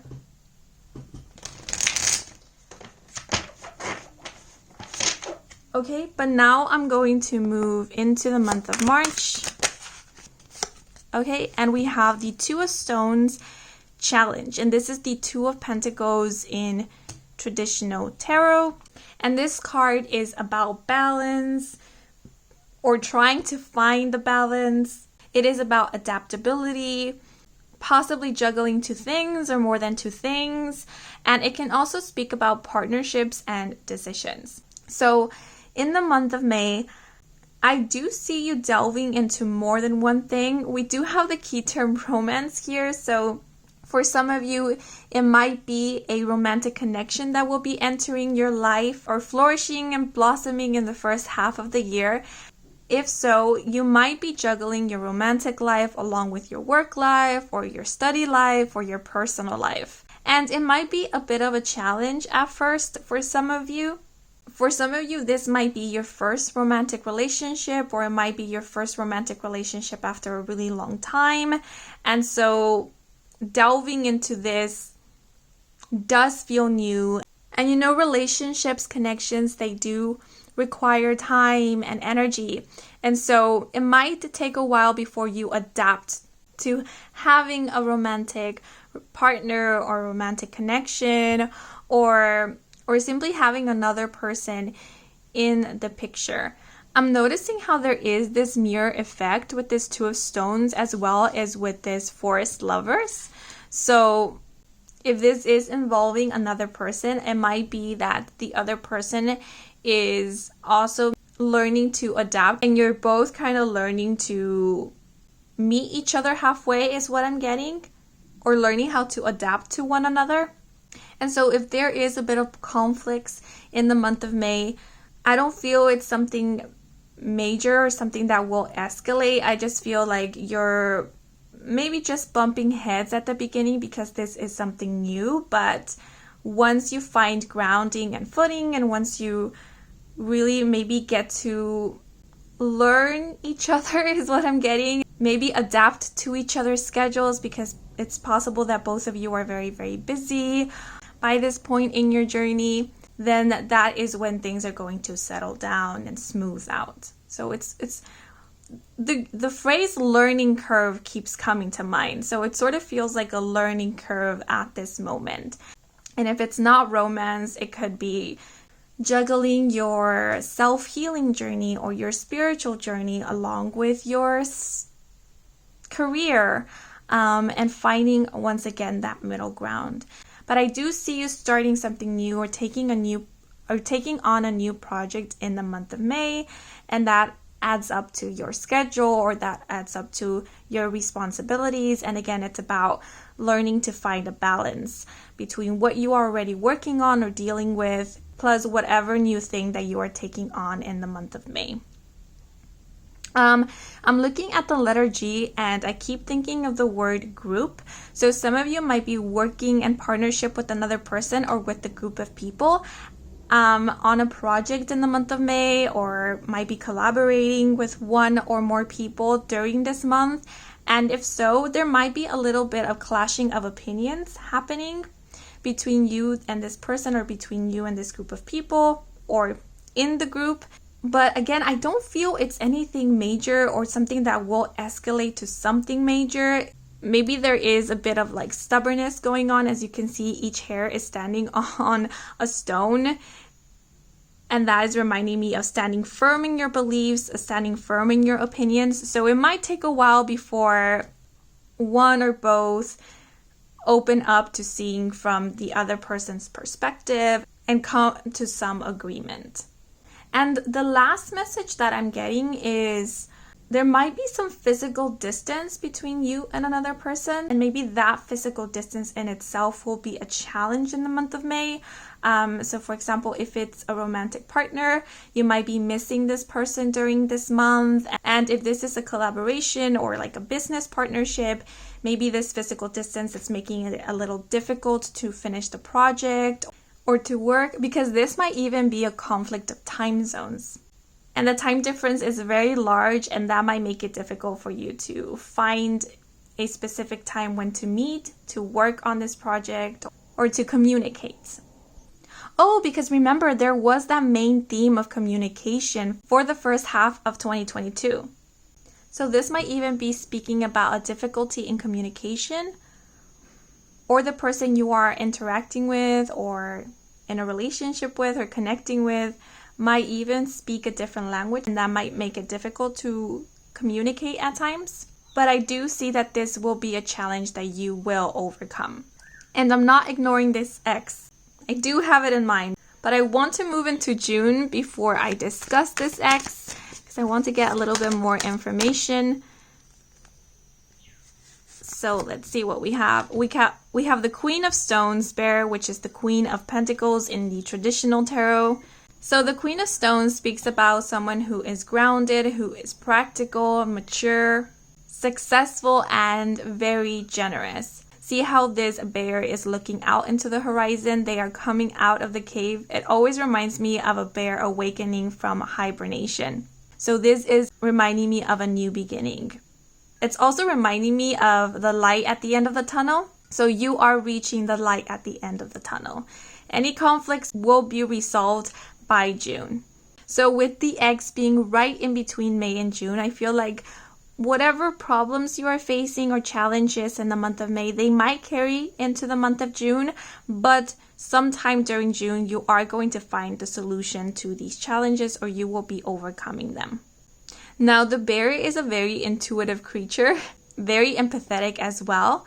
So some of the solutions you might be finding will be coming from your intuition, or they might even be coming from universe or the divine. They might even come to you through some type of synchronicity, signs, might even be coming to you in your sleep. What I'm seeing here is right when you are about to awake from a dream, or right when you awake, the answer comes to you. It hits you out of nowhere. So during the month of June, pay attention to your dreams, especially whatever idea just comes to you out of nowhere. And write them down, because they might come in handy. They might be the answers that you have been seeking, or the answers that you need during this month, or maybe even later along the year. Now, the Queen of Stones does also signify someone who is a business person, someone who owns a business or is self-employed. And looking at this letter X, it's reminding me of the Roman numeral 10. And that is reminding me of the 10th house. And the 10th house does speak about our achievements, career, our profession. So I do see success for you in terms to whatever it is that you are working on or have been working on. And yes, this can be success in work, career, even in your studies. But apart from that, this can also be speaking about success in your personal life. And remember that success is whatever success means to you. So for someone, it might be waking up early or getting out of bed, cooking a meal for the first time. It can be going back to school, or just talking with someone about your worries, about your troubles. You know, success is defined differently for each person, and according to whatever it is that we're going through and whatever challenges we are facing. So yes, it could be in terms to career, it could be in terms to studies, it could be in terms to personal projects, business endeavors, but it can also be in regards to your personal life and your personal journey. And the Queen of Stones is also a very nurturing energy, so I do see you being very nurturing, not only towards others, but also towards yourself. But I also see a very nurturing figure playing a significant role in your life in the month of June. And I feel like this person encourages you and motivates you to keep moving forward, but to keep moving forward at your pace. As I mentioned, for this group, for the first half of 2022, there is this energy of constantly being inspired by new things and having new ideas. So I do see with this Queen of Stones, a new idea is brewing in your mind, and you are planning on what new seeds to plant. This Queen of Stones is reminding me a lot of this heron. It's giving me the same vibe. So it does feel like a new day. It's that Michael Bublé song. It's a new day, it's a new dawn, and it feels so good. Yeah. So this is a very nice energy to wrap up the first half of 2022 with. Okay, but now I'm going to move into the last part of this reading, Okay, so in this part of the reading, please take a moment and think of what it is that you have been trying to manifest, call in, or make happen for you. And once you have that in mind, please cast your gaze upon these crystals and see what crystal calls out to you. So we have the rhodonite, we have the clear quartz with green tourmaline, we have the fluorite crystal, and we have the agate. If you have more than one thing you want to manifest, then you can definitely choose more than one crystal. And once you have chosen your crystal or the crystal has chosen you, I'm going to ask Spirit to let us know with the help of this pendulum whether your manifestation will be coming in the first half of 2022, and if so, in what month. Okay, so for those of you who chose the rhodonite, will their manifestation be coming in for them in the first half of 2022?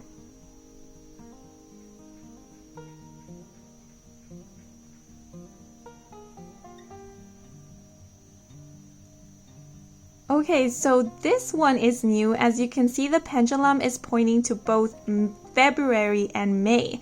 So for those who chose the rhodonite, your manifestation might either be coming in February or May, or it might be both of these months. So you might see a little bit of it or receive some of it in the month of February and the rest of it in the month of May. Or it might make a first appearance in the month of February and make a reappearance in the month of May. So take it how it resonates. But now for those who chose the clear quartz with the green tourmaline, is their manifestation coming in the first half of 2022? And if so, in what month? Spirit, please.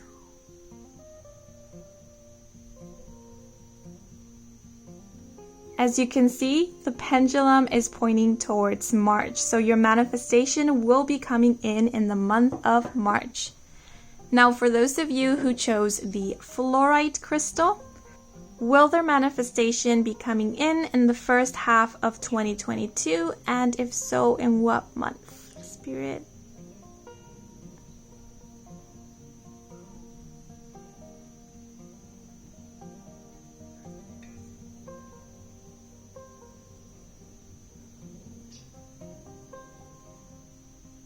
As you can see, the pendulum is pointing towards February, so your manifestation will come in the month of February.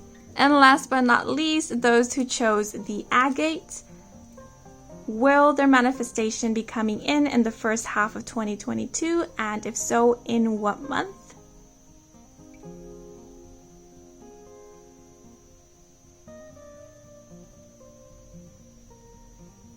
As you can see, the pendulum is pointing, oh, it changed its direction.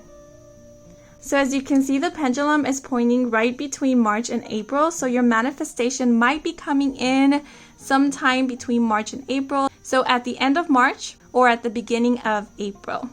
So those are all the messages I have for you guys. I hope you enjoyed this reading. I hope it brought some guidance, some clarity. If it did, then please leave a like or a comment. Let me know how it did resonate in the comment section down below. And if you are new to this channel and you want to stick around for more readings with me, Kim, then please do subscribe. I do offer personal readings. If you are interested, all the information is in my website, and the link to my website can be found in the description box down below. Thank you so much for watching, and until the next moment, bye bye. Hola seekers who chose the green jade, bienvenidos to your reading where we are going to take a look into the first half of 2022. And there are 3 parts to this reading. So for part 1, I will be delivering an intuitively channeled message, and then with the assistance of these oracle decks, we will find out what is the energy you will be entering the year 2022 with, and what is the energy you will be embodying and or exuding by the end of the first half of the year. For part 2 of the reading, we will take a look at each month individually, starting from January all the way up till June. And lastly, for part 3 of the reading, with the assistance of the pendulum, we will ask Spirit whether what you have been trying to manifest, call in, or make happen will manifest in the first half of 2022, and if so, in what month. Okay, but with that being said, let's get right into your messages. So as I connected with the energy of this group, the first message that came to mind was, there is more to it than meets the eye. And the second message that came to mind was, we are always here and you can call upon us in times of trouble and or in times of need. And I actually feel that this is a message that was coming from either your ancestors or loved ones who have passed on. It feels like there's a lot of spirits or guides that are with you at this current moment or will be with you throughout the first half of 2022. And they do seem quite chatty. You might be receiving a lot of signs or synchronicities from them during the first half of 2022, and or you might experience a lot of ringing or buzzing in the ears. And of course, I'm not referring to tinnitus, and that might be them speaking to you. So if you are experiencing a lot of ringing or buzzing in your ears, I do recommend to first go to the doctor and check. And if it's not tinnitus or any other medical condition, then it might be spirit speaking to you. So if you ever need guidance, clarity, if you ever need comfort, then you can definitely reach out to your ancestors, to your guides, or to loved ones who have passed, and they will be there for you. In some way or the other, they will make themselves known to you in a way that doesn't frighten you, in a way that reassures you and comforts you. So do pay attention to the signs. Oh, and the last thing, a song actually came to mind, and that is C'est la vie by Bewitched. I believe that's how the group is called. So if that is a song that you have been listening to lately or has been playing in your mind, then you can take this as a confirmation. And it is possible that spirit, your guides, or whoever is connecting with you throughout this time might communicate with you through music or through songs. So also pay attention to whatever songs come to mind, whatever songs you are hearing wherever you go, or what pops up in your recommendation feeds or in your Spotify playlist when you put it on shuffle. Because it might very well be spirit sending you a message through that specific song. Oh, and you guys did choose the green jade. And the green jade is known to serve as a protective charm, as well as bringing wealth, prosperity, harmony, and balance into an environment, to a person, or to a place. I keep spacing out for this group. I just feel family will be very important during this time, or you might learn a lot of information in regards to your family, your heritage, your lineage, your ancestors, or they will be the ones serving as your primary guides during this time. Maybe to heal some family wounds or to remove some family blockages, or the word linear is coming to mind, linear karma. Does that make sense to you guys? Because it's not making sense to me. Or ancestral karma. But I am sensing a lot of peace. And I do feel a restoration of harmony happening in the first half of 2022 for you guys. Okay, but now I'm going to move into the cards. I feel like there's more messages that want to come through, but we'll look at the cards. And first we will see what is the energy you will be entering the year 2022 with. So let us pull out one card. What is the energy you will be embodying and or exuding at the beginning of 2022? One card, please, Spirit. Okay, that's a lot of cards. I only want one card, Spirit. One card, please. Okay, thank you. So we have the raccoon with exploration. Raccoon encourages us to consider the complexities of disguise. Hiding one's true character or feelings should not be viewed as inherently wrong.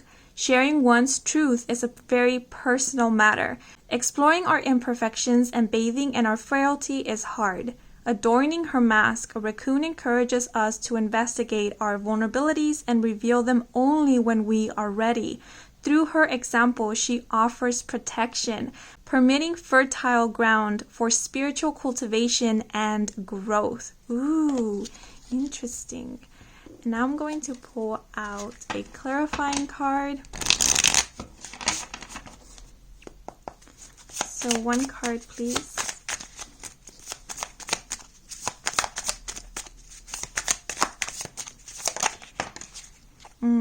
Okay, and we have Mother. Actually, it fell out horizontally, so that is how I'm going to take it. Okay, but now I'm going to pull out a card to find out what is the energy you will be embodying and or exuding by the end of the first half of 2022. One card, please, Spirit. Okay, so we have Scorpion with protection. Preferring the cold dark of night, Scorpion represents the guardian of protection. A fiercely resourceful and observant creature, she is able to adapt to any environment. Often found living independent, she is willing to carry her fair share of responsibility. Scorpion is analytical and clear-headed. She brings cutting logic to any conversation, harboring a strong voice that carries causes. Under her protection, safety is achievable even in the presence of vulnerability. Okay, so I'm seeing a recurring theme here. Protection. There's a lot of that going on in the first half of 2022. Okay, and clarifying cards, we have Fire and we also have Death. So immediately the first thing I sense with this raccoon is a bit of hesitation and or trepidation. I get a vibe of feeling unsure or uncertain about something or someone. You know when someone looks a bit mad or frustrated and you're unsure whether to approach them and ask them what's wrong because you don't know if they'll snap at you or whether they will get upset. And so you're just like, should I? Should I not? Should I? Should I not? That's kind of the vibe I'm getting from this raccoon. That's interesting. A car alarm just went off. I'm not sure if you guys can hear it. But alarms can denote alertness, can denote a warning, can be Spirit's way of letting you know, pay attention. So I feel like this card over here is actually to reassure you that if you don't feel sure about something, someone, or a situation, then you don't have to dive into it or trust that person or that situation. This oracle card was speaking about choosing who to open up to, that it is your choice of who to be vulnerable with. Raccoon encourages us to investigate our vulnerabilities and reveal them only when we are ready. And sharing one's truth is a very personal matter. So if you are hesitating whether to open up or not, and it is because you're not sure whether someone is trustworthy, or you don't feel ready to open up about something very personal to you, please know that you don't have to. You shouldn't be forced or feel forced to or pressured to do anything that you don't want to or anything that you don't feel ready to do. Because being vulnerable is about feeling safe. Now I do notice we have the Mother card here and it fell out horizontally. When cards fall out in this direction, to me it either means the foundation where the overall energy is grounded on, or it can denote a stagnant or blocked energy. So I feel that entering the year 2022, Spirit is working with you to find that safety, that sense of stability and security, so that you can open up about what you truly feel or about something in specific without feeling like you're pushing yourself or forcing yourself. For some of you, and I'm not sure whether it will resonate with everybody, but I do feel like there is going to be some healing that will be done in terms to a relationship with a mother or a mother figure. Because it's possible that some of you might already be currently working through this and it will carry on into the start of the new year. Of course, each situation is going to be different, so I'm just going to give some examples. One of the examples that is coming to mind is that there might have been an overprotective mother figure or caregiver or parental figure, And I'm also getting the word temperamental very strongly.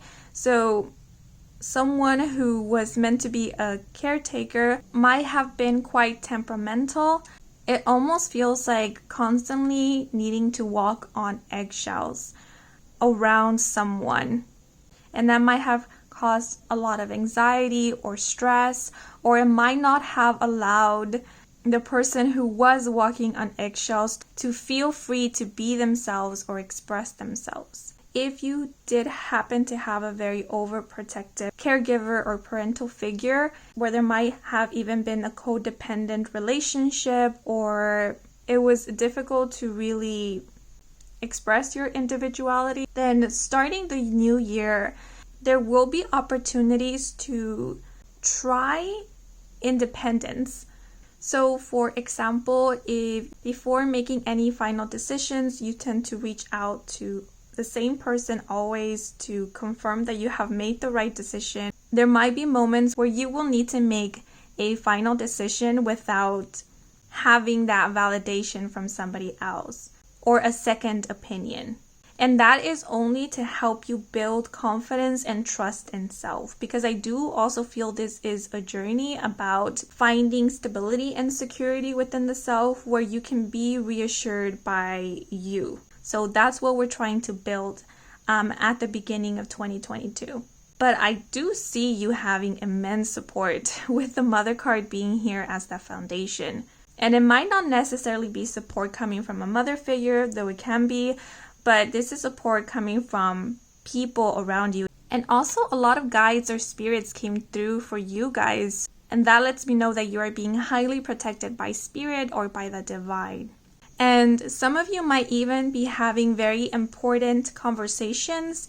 I do feel like there is an attempt to communicate with someone or have an important conversation with someone of significance at the beginning of 2022.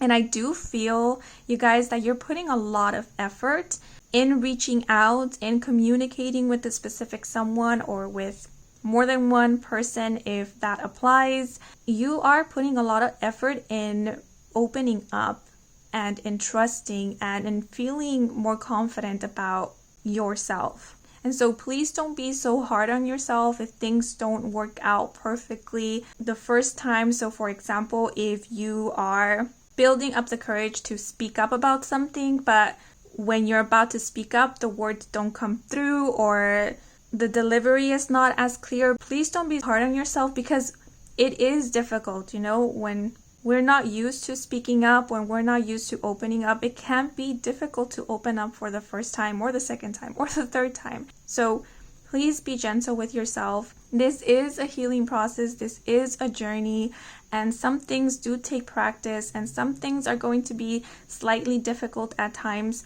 And also remember that it is okay to move at your pace. So release any pressure about needing to move quicker or needing to be at a certain level or place, because you are doing an amazing and an incredible job. And I do feel like there's a lot of heart chakra healing. We do have green here. We also have green with the green jade. So it's a lot of emotional healing that is going to be done starting the year 2022. So for what energy you will be embodying and or exuding at the end of the first half of 2022, we do have Scorpion, which reminds me of the death card for some reason in the tarot deck, and we do have death here as well. And this speaks about transformation. It speaks about rebirth, about letting go of the old in order to embrace the new. So I do see you shedding that which was blocking you emotionally first and foremost, and letting go of anything that was harming you emotionally, mentally, and healing any wounds that might have come from that which was harming you in some way.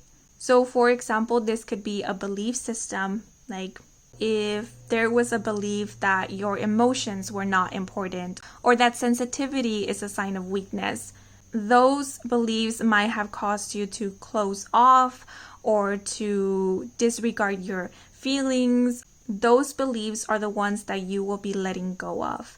And in the process of letting go of those beliefs, you will also be healing any wounds that they have caused. So there is a lot of transformation happening. I also see you experiencing yourself and seeing yourself in a new light, and one that is more positive and inspiring to you, because we do have fire here. And actually fire also reminds me of cleansing and transmutation. But fire does denote passion, does denote creativity, does denote life. So if there were feelings of insecurity, I see you burning away those insecurities and transmuting them into confidence. And this death card can also speak about being raw and vulnerable.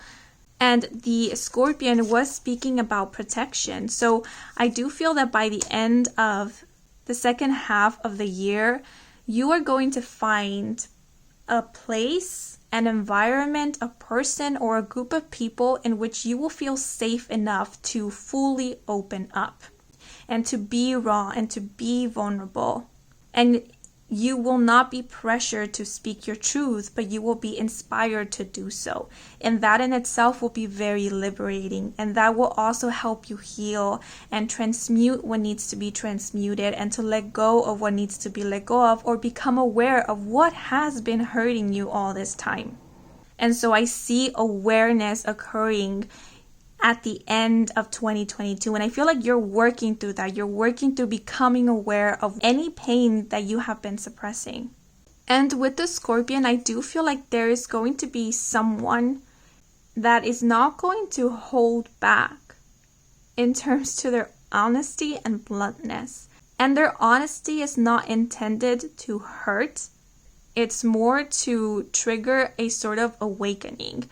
It's like a catalyst in order for you to see, as we mentioned before, what is truly causing you harm. And this person might even help you see whether there have been any self-sabotaging tendencies. Because this person seems like very neutral, unbiased is what I'm getting. They don't sugarcoat it, they don't beat around the bush, they just tell it how they see it. And that might allow you to see a situation from a different perspective and from an unbiased point of view as well. I also see you becoming aware of what words hurt you and what words encourage you. What messages hurt you and what messages encourage you. Because sometimes the truth hurts, but when it is the truth, when it does resonate with us, even though it might hurt because of how honest it is, at the end of the day, it's very healing, because it allows us to see something that we have been ignoring that will eventually help us heal or move forwards. So it actually encourages growth, and it actually encourages empowerment, rather than words that are literally just there with the intention of hurting you and putting you down. So I do see you kind of discerning what is what and leaning and moving towards that which encourages you. I hope that made sense, because I do see you moving away from anything that has been putting you down, that has been causing you to question yourself, to question your worth. And if you have been on a journey of doing just that, I do see you reaching a major transformation by the end of the first half of 2022. And one last thing, I do feel like a lot of you might also be actively practicing healing techniques. So you might be going to healers. This might be, in the practical sense, like therapists, or it might be more in the metaphysical sense, like energy healers, Reiki healers, to cleanse your energy or understand what has been going on thus far and make clarity of the situation and what you are feeling or what it is that you have been suppressing. And I also see you practicing on how to protect your energy as well. So it might be through visualization, it might be through affirmations, it might be through carrying charms or doing rituals, but I see you finding your own unique way of protecting your energy and feeling empowered by that, and the knowing that you yourself can protect your energy and can protect yourself. Okay, but now I am going to move into part 2 of the reading. Okay, so in this part, we are going to look at each individual month, starting from January all the way up till June. And before we move on to El Tarot, I am going to pull out some key terms and hand-drawn stars to find out what are the main themes of each month.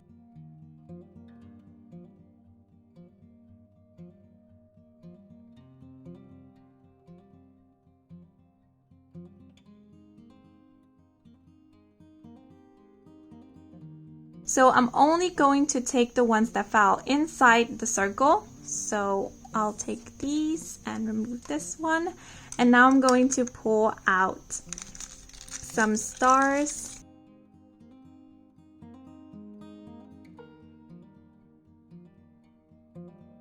So that's it for the stars.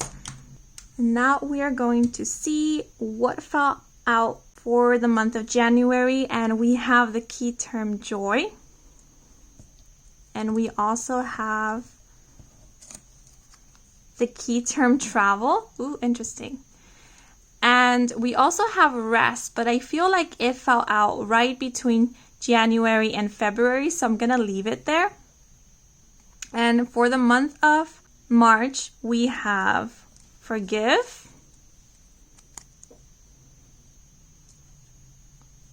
we also have Tower, the number 4, and the letter Q. For the month of April, we have the key term finances, as well as Gemini. And Pisces fell right between April and May, so I'm going to leave it there. And for the month of May, we have listen. And for the month of June, we have love.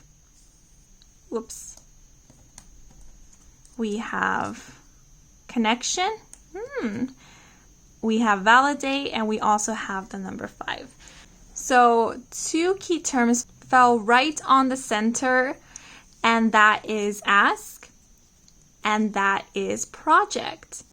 I was going to pronounce it as project, but since it fell in the middle, this is letting me know that these are the main themes of the entire first half of 2022. So I'm going to leave them right here in the center. And now I'm going to pull out a card for each month, and I'm going to refer back to these key terms and stars as I pull out the cards for each respective month. So let us see what is in store for group 3 for the month of January. 1 card, Spirit, please.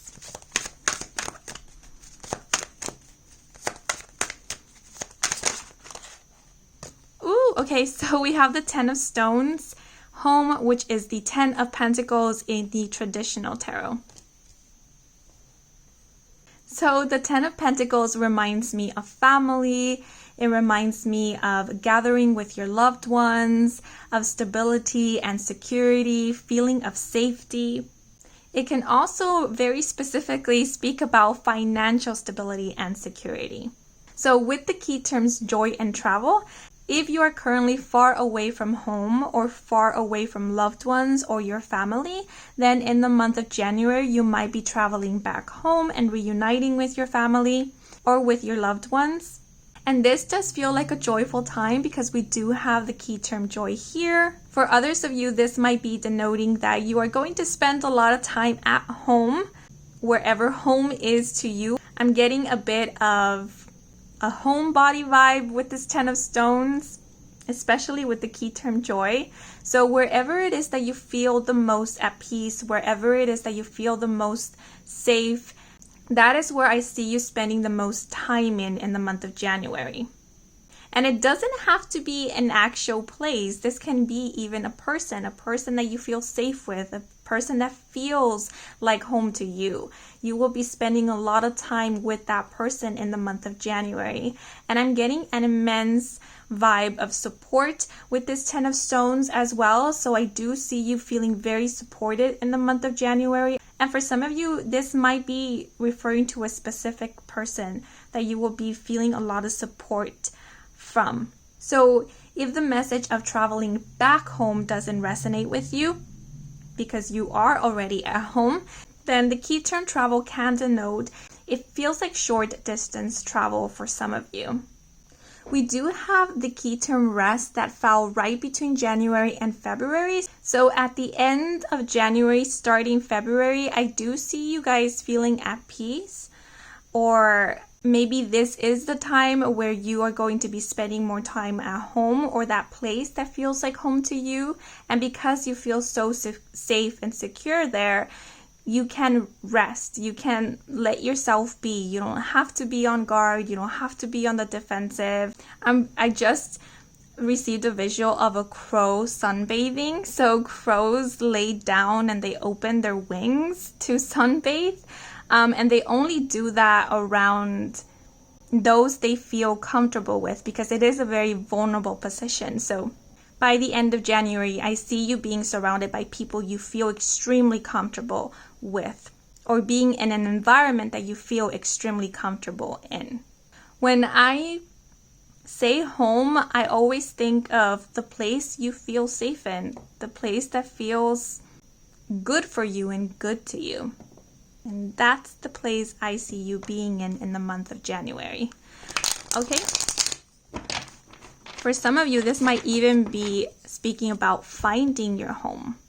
Finding those people that you feel at home with.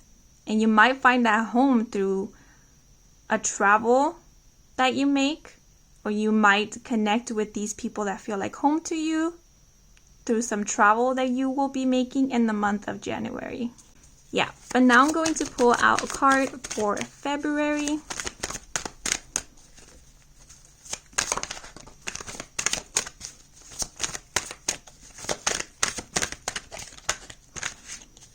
So, for example, let's say you were born and raised in Texas, but you never really felt at home in Texas. And then all of a sudden in January, you decide to go visit Japan. And as soon as you step foot on Japan, you realize, hey, this feels like home. This is where home is. Home is in Japan, or home is Japan. Yeah, just to give you a little example there. Okay, but for the month of February, we have the Moon on Water, which is the Moon card. So the Moon on Water can speak about illusions. Sorry. It's reminding me of the message that came through at the beginning. There is more to it than meets the eye. Because as you can see, this is not the reflection of the full moon. This is actually an egg submerged underwater. But if we were to glance at this card quickly, we would think that this was actually a distorted reflection of the moon. So I do feel that this Moon on Water is speaking about clarity. It's speaking about really looking at things from a new perspective that allows you to see the reality of the situation. Now, the moon also connects with our subconscious. It connects with our feelings and our emotions. So I do feel that this month, a lot that has been suppressed will come to the surface to be acknowledged. So as we mentioned previously with the Oracle cards, there's a lot of healing that is going to be done in the first half of 2022, and I feel like February will be a month of healing as well, where maybe some insecurities, fears, or traumas might come to the surface to be addressed and to be healed. And it's interesting because we have the egg here, and in the mother card we had 3 eggs, and one of them is all the way here in the corner of the nest. So this egg might actually be representing you, where maybe there is or there has been a part of you that has felt unseen by others or even by your own conscious awareness. And this egg, this part of you that has been suppressed, is now floating up to the surface. And I feel this is happening because we start off the year with you finding a space in which you feel safe. And now that there is that safety and feeling of security, then this part of you or whatever has been suppressed can come up to the surface. So this month is a month of truth. It's a month of revelations. It's a month of healing. You might be having a lot of vivid dreams during the month of February. I'm going to be honest, some of these dreams might feel like nightmares or might come through as nightmares. But I feel that there is a lot of healing that will be done through the dream state, because that is your subconscious mind working to understand itself or understand experiences that you have gone through. It's trying to make sense of things. I don't necessarily recommend writing down your dreams. I mean, you can if you want to, if you feel that's healing for you. But if you find these dreams to be disturbing or you just don't want to relive them, you don't have to write them down. You don't have to look further into them. You can just let them be. Because the more we ruminate on something, the more we hold on to that energy. And as I mentioned, I just feel like these dreams are here to help you heal. Or to help you release certain things. But of course, it all depends on you. It is whatever helps you. Also, you might be feeling a bit emotionally sensitive during the month of February. It might be because certain emotions are coming up. So again, please be gentle with yourself. There's nothing wrong with sensitivity. If there's moments that you need to cry, allow yourself to cry. If you need to rest, allow yourself to rest. Also, I'm getting the message, remember to hydrate yourself. Water in itself is very healing and can help us cleanse our emotional body. So work with water during this time as well if you feel called to it. You can even set intentions for your water. Set an intention for healing, for cleansing, for tranquility and peace if you want to. You are undergoing some emotional release or detoxification during the month of February. Okay, but now I'm going to move into the month of March.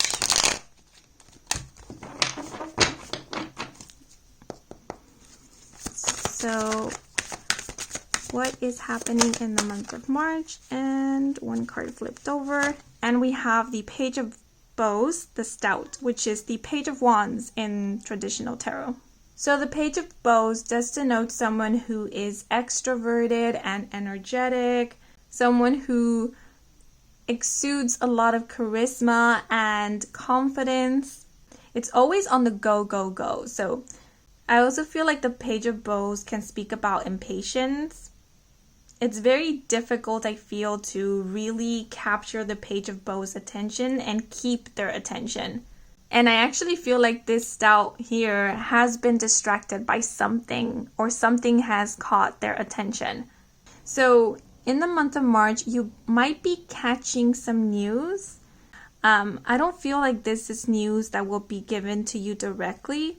It feels more like you hear a conversation, and that's how you find out about something.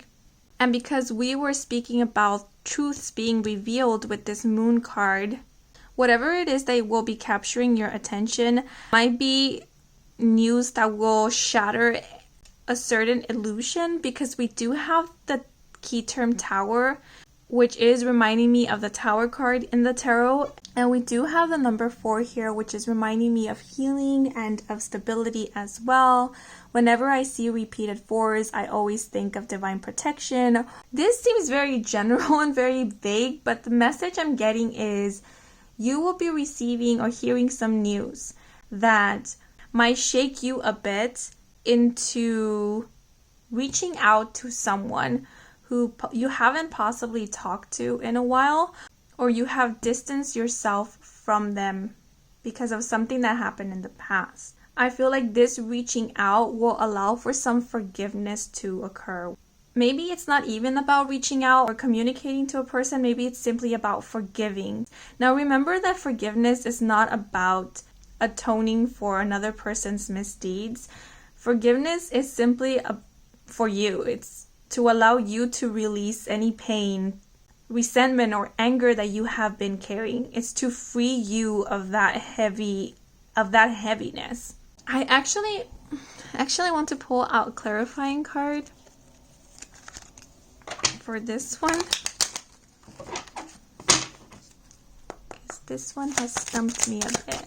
So clarifying card for the Page of Bows, please. Okay. So we have the Three of Pentacles, number 48, the money safe. I do feel like this is about someone that you have dealt with in the past or maybe worked with. It feels like someone that you trusted and who betrayed your trust, or it might be vice versa. This might even be that you saw them in passing, or you bumped into them, or you saw them one day when you went out and about but they didn't see you, or you hear news that they are in town, and I see you contemplating whether to reach out to that person. Or maybe seeing them just causes a lot of memories of the past to resurface, or old emotions to come to the surface. And then that is an opportunity to finally let go of those feelings, or to heal them, or to address them if they haven't been addressed. But again, this is all a choice. I'm not saying that you have to forgive the person if you don't want to. It's more of an opportunity of like healing and letting go of any feelings that have been weighing heavy on you. See how this safe is open, but it's empty inside? I feel like this is also speaking about opening the vault of the past. The vault that has kept certain secrets. So some secrets might be revealed as well during the month of March. Or the other thing I'm getting is that some people might be speaking out of term during the month of March as well, or might be revealing to you their true face, or their true intentions, or their true feelings about you or a certain situation. And this might be a person that you work with, or this might be someone of your inner circle. This might be someone who has a letter Q in their first or last name, or is born on the month of April. Okay, but I'm going to move now to the month of April because I'm not getting anything else from these cards. Maybe we'll get more information with the other cards. So let's see what will be happening in the month of April. Okay, yeah. So we have the Seven of Stones, healing, which is the Seven of Pentacles. Yeah, so as I mentioned in the beginning, you are going to undergo a lot of healing, and some of you might even be reaching out to actual healers, be it practitioners, be it energy healers, in order to remove any blockages or to address any subconscious fears or traumas, or even traumas that are coming from other lives or past lives. But having received this Page of Wands previously, as I mentioned, some of you might be seeing the true intentions of some people or of a specific person, or there might be an opportunity to heal any resentment or anger or pain that you have held on to. And that's what I'm seeing happening here in the month of April, where you're actually now doing the healing. But the Seven of Stones does speak about things coming into fruition, your hard work finally paying off. It does speak about growth. And since I do see a lot of healing happening for you in the first half of 2022, I feel like by the month of April, you are going to see that you have healed quite a lot, and that how you respond to triggers is completely different than how you used to respond to them in the past. Or you have better management of your emotions and your feelings, where you're not disregarding them, but you're also not letting those feelings overcome you. And also what I get with the healing card is that whenever triggers do present themselves, there is an opportunity to heal. There is an opportunity to overcome fears. So that's what I see you doing with the Seven of Stones in the month of April. Now we do have Gemini energy here, so this is speaking about duality. This is also speaking about choices, decisions, and I do see you embracing your duality. So your shadow attributes and your light attributes, and really paying attention to both, not dismissing one for the other. And there's a lot of integration also happening in the month of April because you are regarding both of these aspects of self. We do have Pisces here, which fell right between April and May. So Pisces is a very creative energy, very daydreamy, very emotional and sensitive as well. And we were speaking about you possibly feeling sensitive in the month of February. And I feel in the month of April, you're embracing this sensitivity. It's like whatever you thought was working against you before, now you are working with it in the month of April and using it sort of to your advantage, or in a way that benefits you and your healing journey and your growth. We do have the key term finances here, and the Seven of Stones, as mentioned previously, does speak about reaping your rewards. So in terms to job situation, career, in terms to your finances, I do see you doing pretty well in the month of April. And I also see you feeling financially secure enough to maybe treat yourself. The Seven of Stones always reminds me of self-care. Yes, I do see you investing in yourself in the month of April. So like I said, some of you might be reaching out to a healer, might be going to therapy, might be getting a massage, might be taking a mini vacation or going to a retreat. It's something that allows you to relax, to feel at peace, and to heal. Okay, but now we are going to look into the month of May. What will be happening in May for group 3?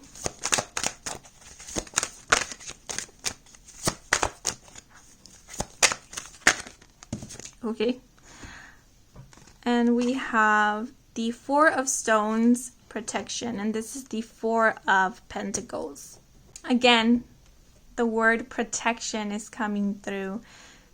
So the Four of Stones speaks about stability, it speaks about security. Sometimes it can speak about possessiveness, obsession, or control. It's holding on to something because there is a fear of losing it, because there is a fear of letting go. So since the healing card came out previously for the month of April, there might be some things in the month of May which you are refusing to see or which you are refusing to let go of. Or if not refusing, it might just be that you're having a difficult time in letting go of those things. We do have the key term listen here, and it's reminding me of the message pay attention. Sometimes becoming aware of what we are holding on to very tightly gives us information in regards to our fears, our insecurities, and what is actually holding us back. So in the month of May, I see this healing continuing, but it does feel like there's a moment of retreat in which maybe you have come to a point in your healing journey where you're touching on a subject that is very personal to you or that you feel very sensitive about, and rather than looking into this further, you decide to retreat or pull back. And remember, that is okay, because this is about going at your pace. It's when you are ready. But Spirit is just saying you are protected. We are creating space for you in order to address what needs to be addressed. And with ask being in the center of the circle, I also feel like Spirit is saying it's okay to ask for help when you need it. And it's also okay to ask for time and space if you need it as well. Yet they do want to let you know that you are protected and that they are listening to you. And that there will be, and that there are people by this point who are willing to listen to you, truly listen to you, if that's all that you need. So I just feel like this is a continuity of this healing and of Spirit reassuring you that you are protected and that you are healing and that you are in the process of releasing all that which you need to let go of. Okay, but now I'm going to move into the month of June.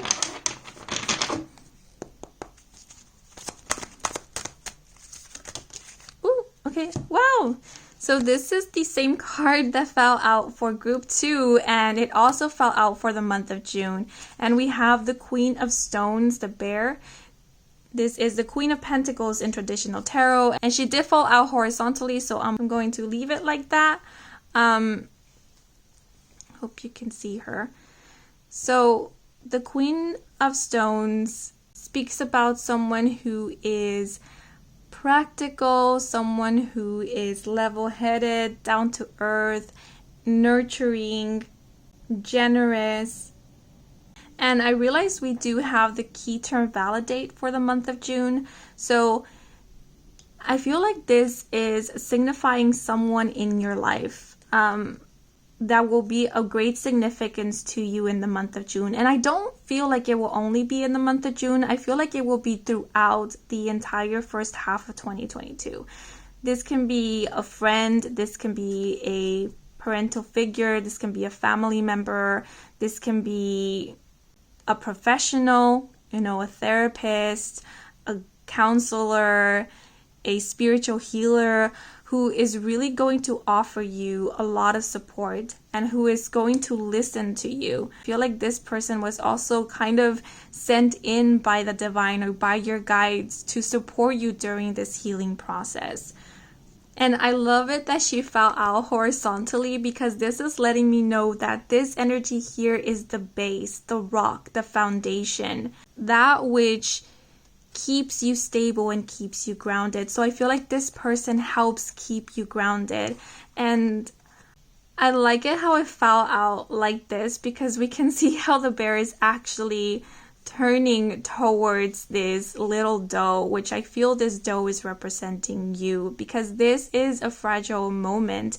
And there was that message with the raccoon. Sharing one's truth is a very personal matter. Exploring our imperfections and bathing in our frailty is hard. So this is a very vulnerable and raw phase in your journey, and something so vulnerable and so precious requires of supportive and understanding, compassionate and empathic energy. And I feel like that is what is being offered to you with this Queen of Stones. So this might be one person. That's the vibe that I'm getting, but it could be more than one person who is offering you this support, this protection, this guidance, this reassurance and validation. This validate key term, I feel it's all about validating your emotions, listening to you and not disregarding how you feel. We do have connection and we also have love. So I do see a lot of love and support being given to you in the month of June. With the key term connection, you might be establishing a very strong connection with this Queen of Stones. It feels like an emotional bond. I feel like this Queen of Stones is like a mother to you. Maybe this is an actual mother, but if not, it just feels like they are showing up like a motherly figure, like a paternal figure. They do offer stability and they do offer security and they do offer protection. And that is the key term we keep seeing over and over, protection. So I just feel like this is pretty much representing your guides, spirit, your ancestors, your loved ones who have passed, your loved ones who are here with you in the 3D now, who love you and who accept you for who you are and who want to see you grow and who want to see you glowing and thriving. And I'm noticing how we have a lot of sun imagery here, a lot of sunset imagery, or it could be sunrise, but evenings for me always give me like a very gentle vibe. It's a moment of peace. It's a moment of tranquility. It feels like the moment to be in touch with spirit. It feels very spiritual to me. So if you practice meditation, maybe you are being advised to practice meditating during that time or those hours, because I feel like that's when spirit, your ancestors, your guides really come through the strongest for you. It might be when the veil is the thinnest. It might be when you will feel their presence even more strongly. But I definitely feel like this is symbolizing the ending of something for the beginning of something. You are making way for a new chapter in your life, for a new cycle. One of peace, one of love, one of true connection. We do have the number 5 here. Ooh, so 5 in the afternoon might also be a significant time. But the number 5 does speak about change, unexpected changes, and transformations as well. And actually, the 5th house in astrology does represent creativity and self-expression. So I do feel like by the month of June, you are going to feel safe enough to open up, to express yourself. So I definitely see major transformation and change happening, where you're seeing things from a new perspective, where you're awakening to a new you and feeling empowered by your journey, your ability to heal, to move forward. The Queen of Stones also speaks about financial stability as well. It's someone who is financially well off. So I do see you finding stability, not only within yourself, but also in regards to your finances. And maybe that financial stability also allows you to feel more confident in self, or to find the support and receive the support that you need throughout this healing process, which is amazing. But now I'm going to move into the last part of this reading. There might also be someone who will be helping you out financially if financial assistance is what you need. And it might be coming from this Queen of Pentacles. Okay, so for this part of the reading, please take a moment and think about something that you have been trying to manifest, call in, or make happen. Okay, and once you have that in mind, cast your gaze upon these crystals and see which one calls out to you. So we have the rhodonite, clear quartz with green tourmaline, fluorite, and the agate crystal. And if you have more than one thing that you are trying to manifest, then you can choose more than one crystal. And once you have chosen your crystal, or your crystal has chosen you, then we are going to ask Spirit to let us know through the pendulum whether or not what you have been trying to manifest will come in the first half of 2022, and if so, in what month. So for those of you who chose the rhodonite, Spirit, may you please let us know if what they have been trying to manifest will be coming through for them in the first half of 2022.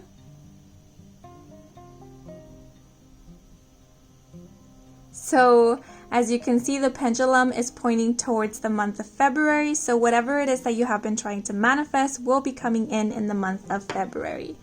And now for those of you who chose the clear quartz with the green tourmaline, Spirit, will you please let us know if what they have been trying to manifest will be coming in for them in the first half of 2022.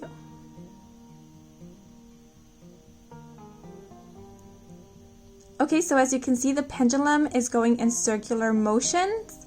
So that for me denotes that at this moment, the answer is unknown. So things might still be at play, or Spirit just doesn't want to give anything away at the moment. So it's neither yes or no.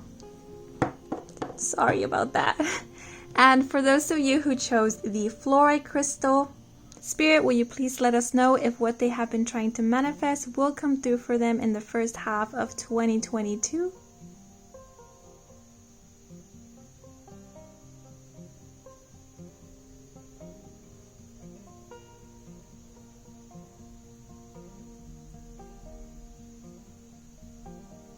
Okay, so as you can see, the pendulum is pointing towards March. So your manifestation will come through in the month of March.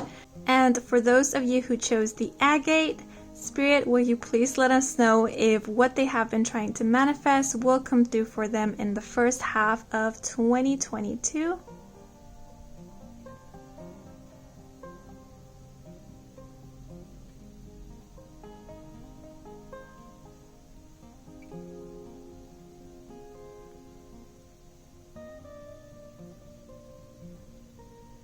Okay, so as you can see, the pendulum is pointing towards the month of February. So your manifestation will be coming in the month of February. Okay, so those are all the messages I have for you guys. I hope you enjoyed this reading. I hope it brought some guidance, some clarity. If it did, then please leave a like or a comment. Let me know how it did resonate in the comment section down below. And if you are new to this channel and you want to stick around for more readings with me, Kim, then please do subscribe. I do offer personal readings. All the information is in my website, and the link to my website can be found in the description box down below. Yeah, but thank you so much for watching, and until the next moment, bye bye!